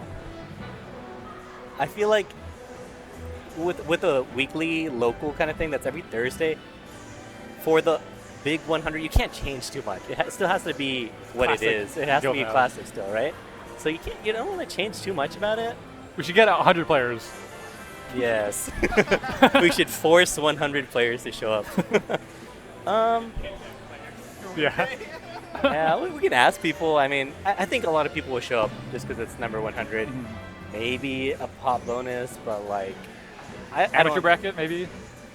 That's hard on a Thursday. It's hard on a Thursday. Especially because it will probably be a big bracket, too. Yeah, we'll brainstorm some stuff. We'll brainstorm. But I'm looking forward to it. Yeah, I definitely review my VODs. Oh, someone wants to know if you do lessons. Oh yeah, I do. Message me on Discord or Facebook or something like that. Yeah. I've been doing that a bit more these days. I haven't like advertised it much on like Twitter, or I don't have Metafy or anything, but I definitely do that. Advertise your rates. I don't want to talk about rates. Okay, I usually do like $30 an hour, but like, yeah, no, definitely let me know. And even if you don't want like a full VOD review, I can just answer questions and stuff. Yeah. I feel like from my experience getting coaching, there's like two big things. Like one, obviously learning new things is good, but also being told when you're not doing something wrong is really good. Like that, like sometimes you're as like a mid-level player, you're unsure of whether or not the thing that's working for you is actually good or not. Like, should this be working? Yeah. Sometimes like the answer is yes. I'm like, okay, I can keep doing this. I can put all my confidence into this thing. Yeah. But like these things need to change. That's something that when I'm watching my own matches, maybe because my ego is too soft, I don't watch enough of my losses. But like, when I watch my wins, I really reinforce the good stuff. Yeah. And it's a lot easier to stomach that too, as opposed to like watching my losses. Yeah, the second thing is I don't know if everyone knows how to do VOD review. I feel like it's a skill you have to learn. You can either be taught it or you just got to figure it out. And that can like, it's like teaching a man to fish versus teaching a man to review their own VODs. Definitely, yeah. I think if you're like a Melee teacher and like your lessons, like your student walks away unable to do that stuff themselves, then it's probably not a good lesson. Yeah. I think learning's got to be like, you got to, you know, it has to be like self like a perpetual motion thing. Yes. You can't just learn one thing and then like, because then you have to learn how to learn. Yes. I think Drugfox and Kadoran are both other Melee content creators who do really good at that sort of thing, where they make sure that you understand why things are good and you're like thinking about stuff. Kadoran mostly just like asks you questions. He just bounces the thing back to you and he's like, why do you gotta think think about it? dash attack? And there's a name for the learning style, but usually like 9 times out of 10, the student is able to answer the question themselves. So it's really just like a kind of forcing someone to think about it more. Yeah. Sometimes people don't know like what to look for, punish game things. Sometimes people overcomplicate Melee too much, or like trying to get in deep into like mind games, and like it's not that important. You just have to kill off a grab, you know. So kill off grab. That's very effective. Not with Falco, but yeah, Falco. Oh, you just gotta. What do they do? Fish for shine, fish for laser pressure, and then. I think the Falco's the character where like you gotta pretend like you're not trying to fish. Yeah. Falco's too abstract for me. It's too hard. I have a lot of respect for Falco players, but yeah, I can't do it. I wish. Apparently no one can. Falco's by far the coolest character in the game, but I can't do it. I wish. Yeah, I think with modern Falco, you gotta like not care about being cool. You can be cool, but you really gotta earn it. I'm just a Falco fanboy. No matter what Falco does, it looks pretty cool to me.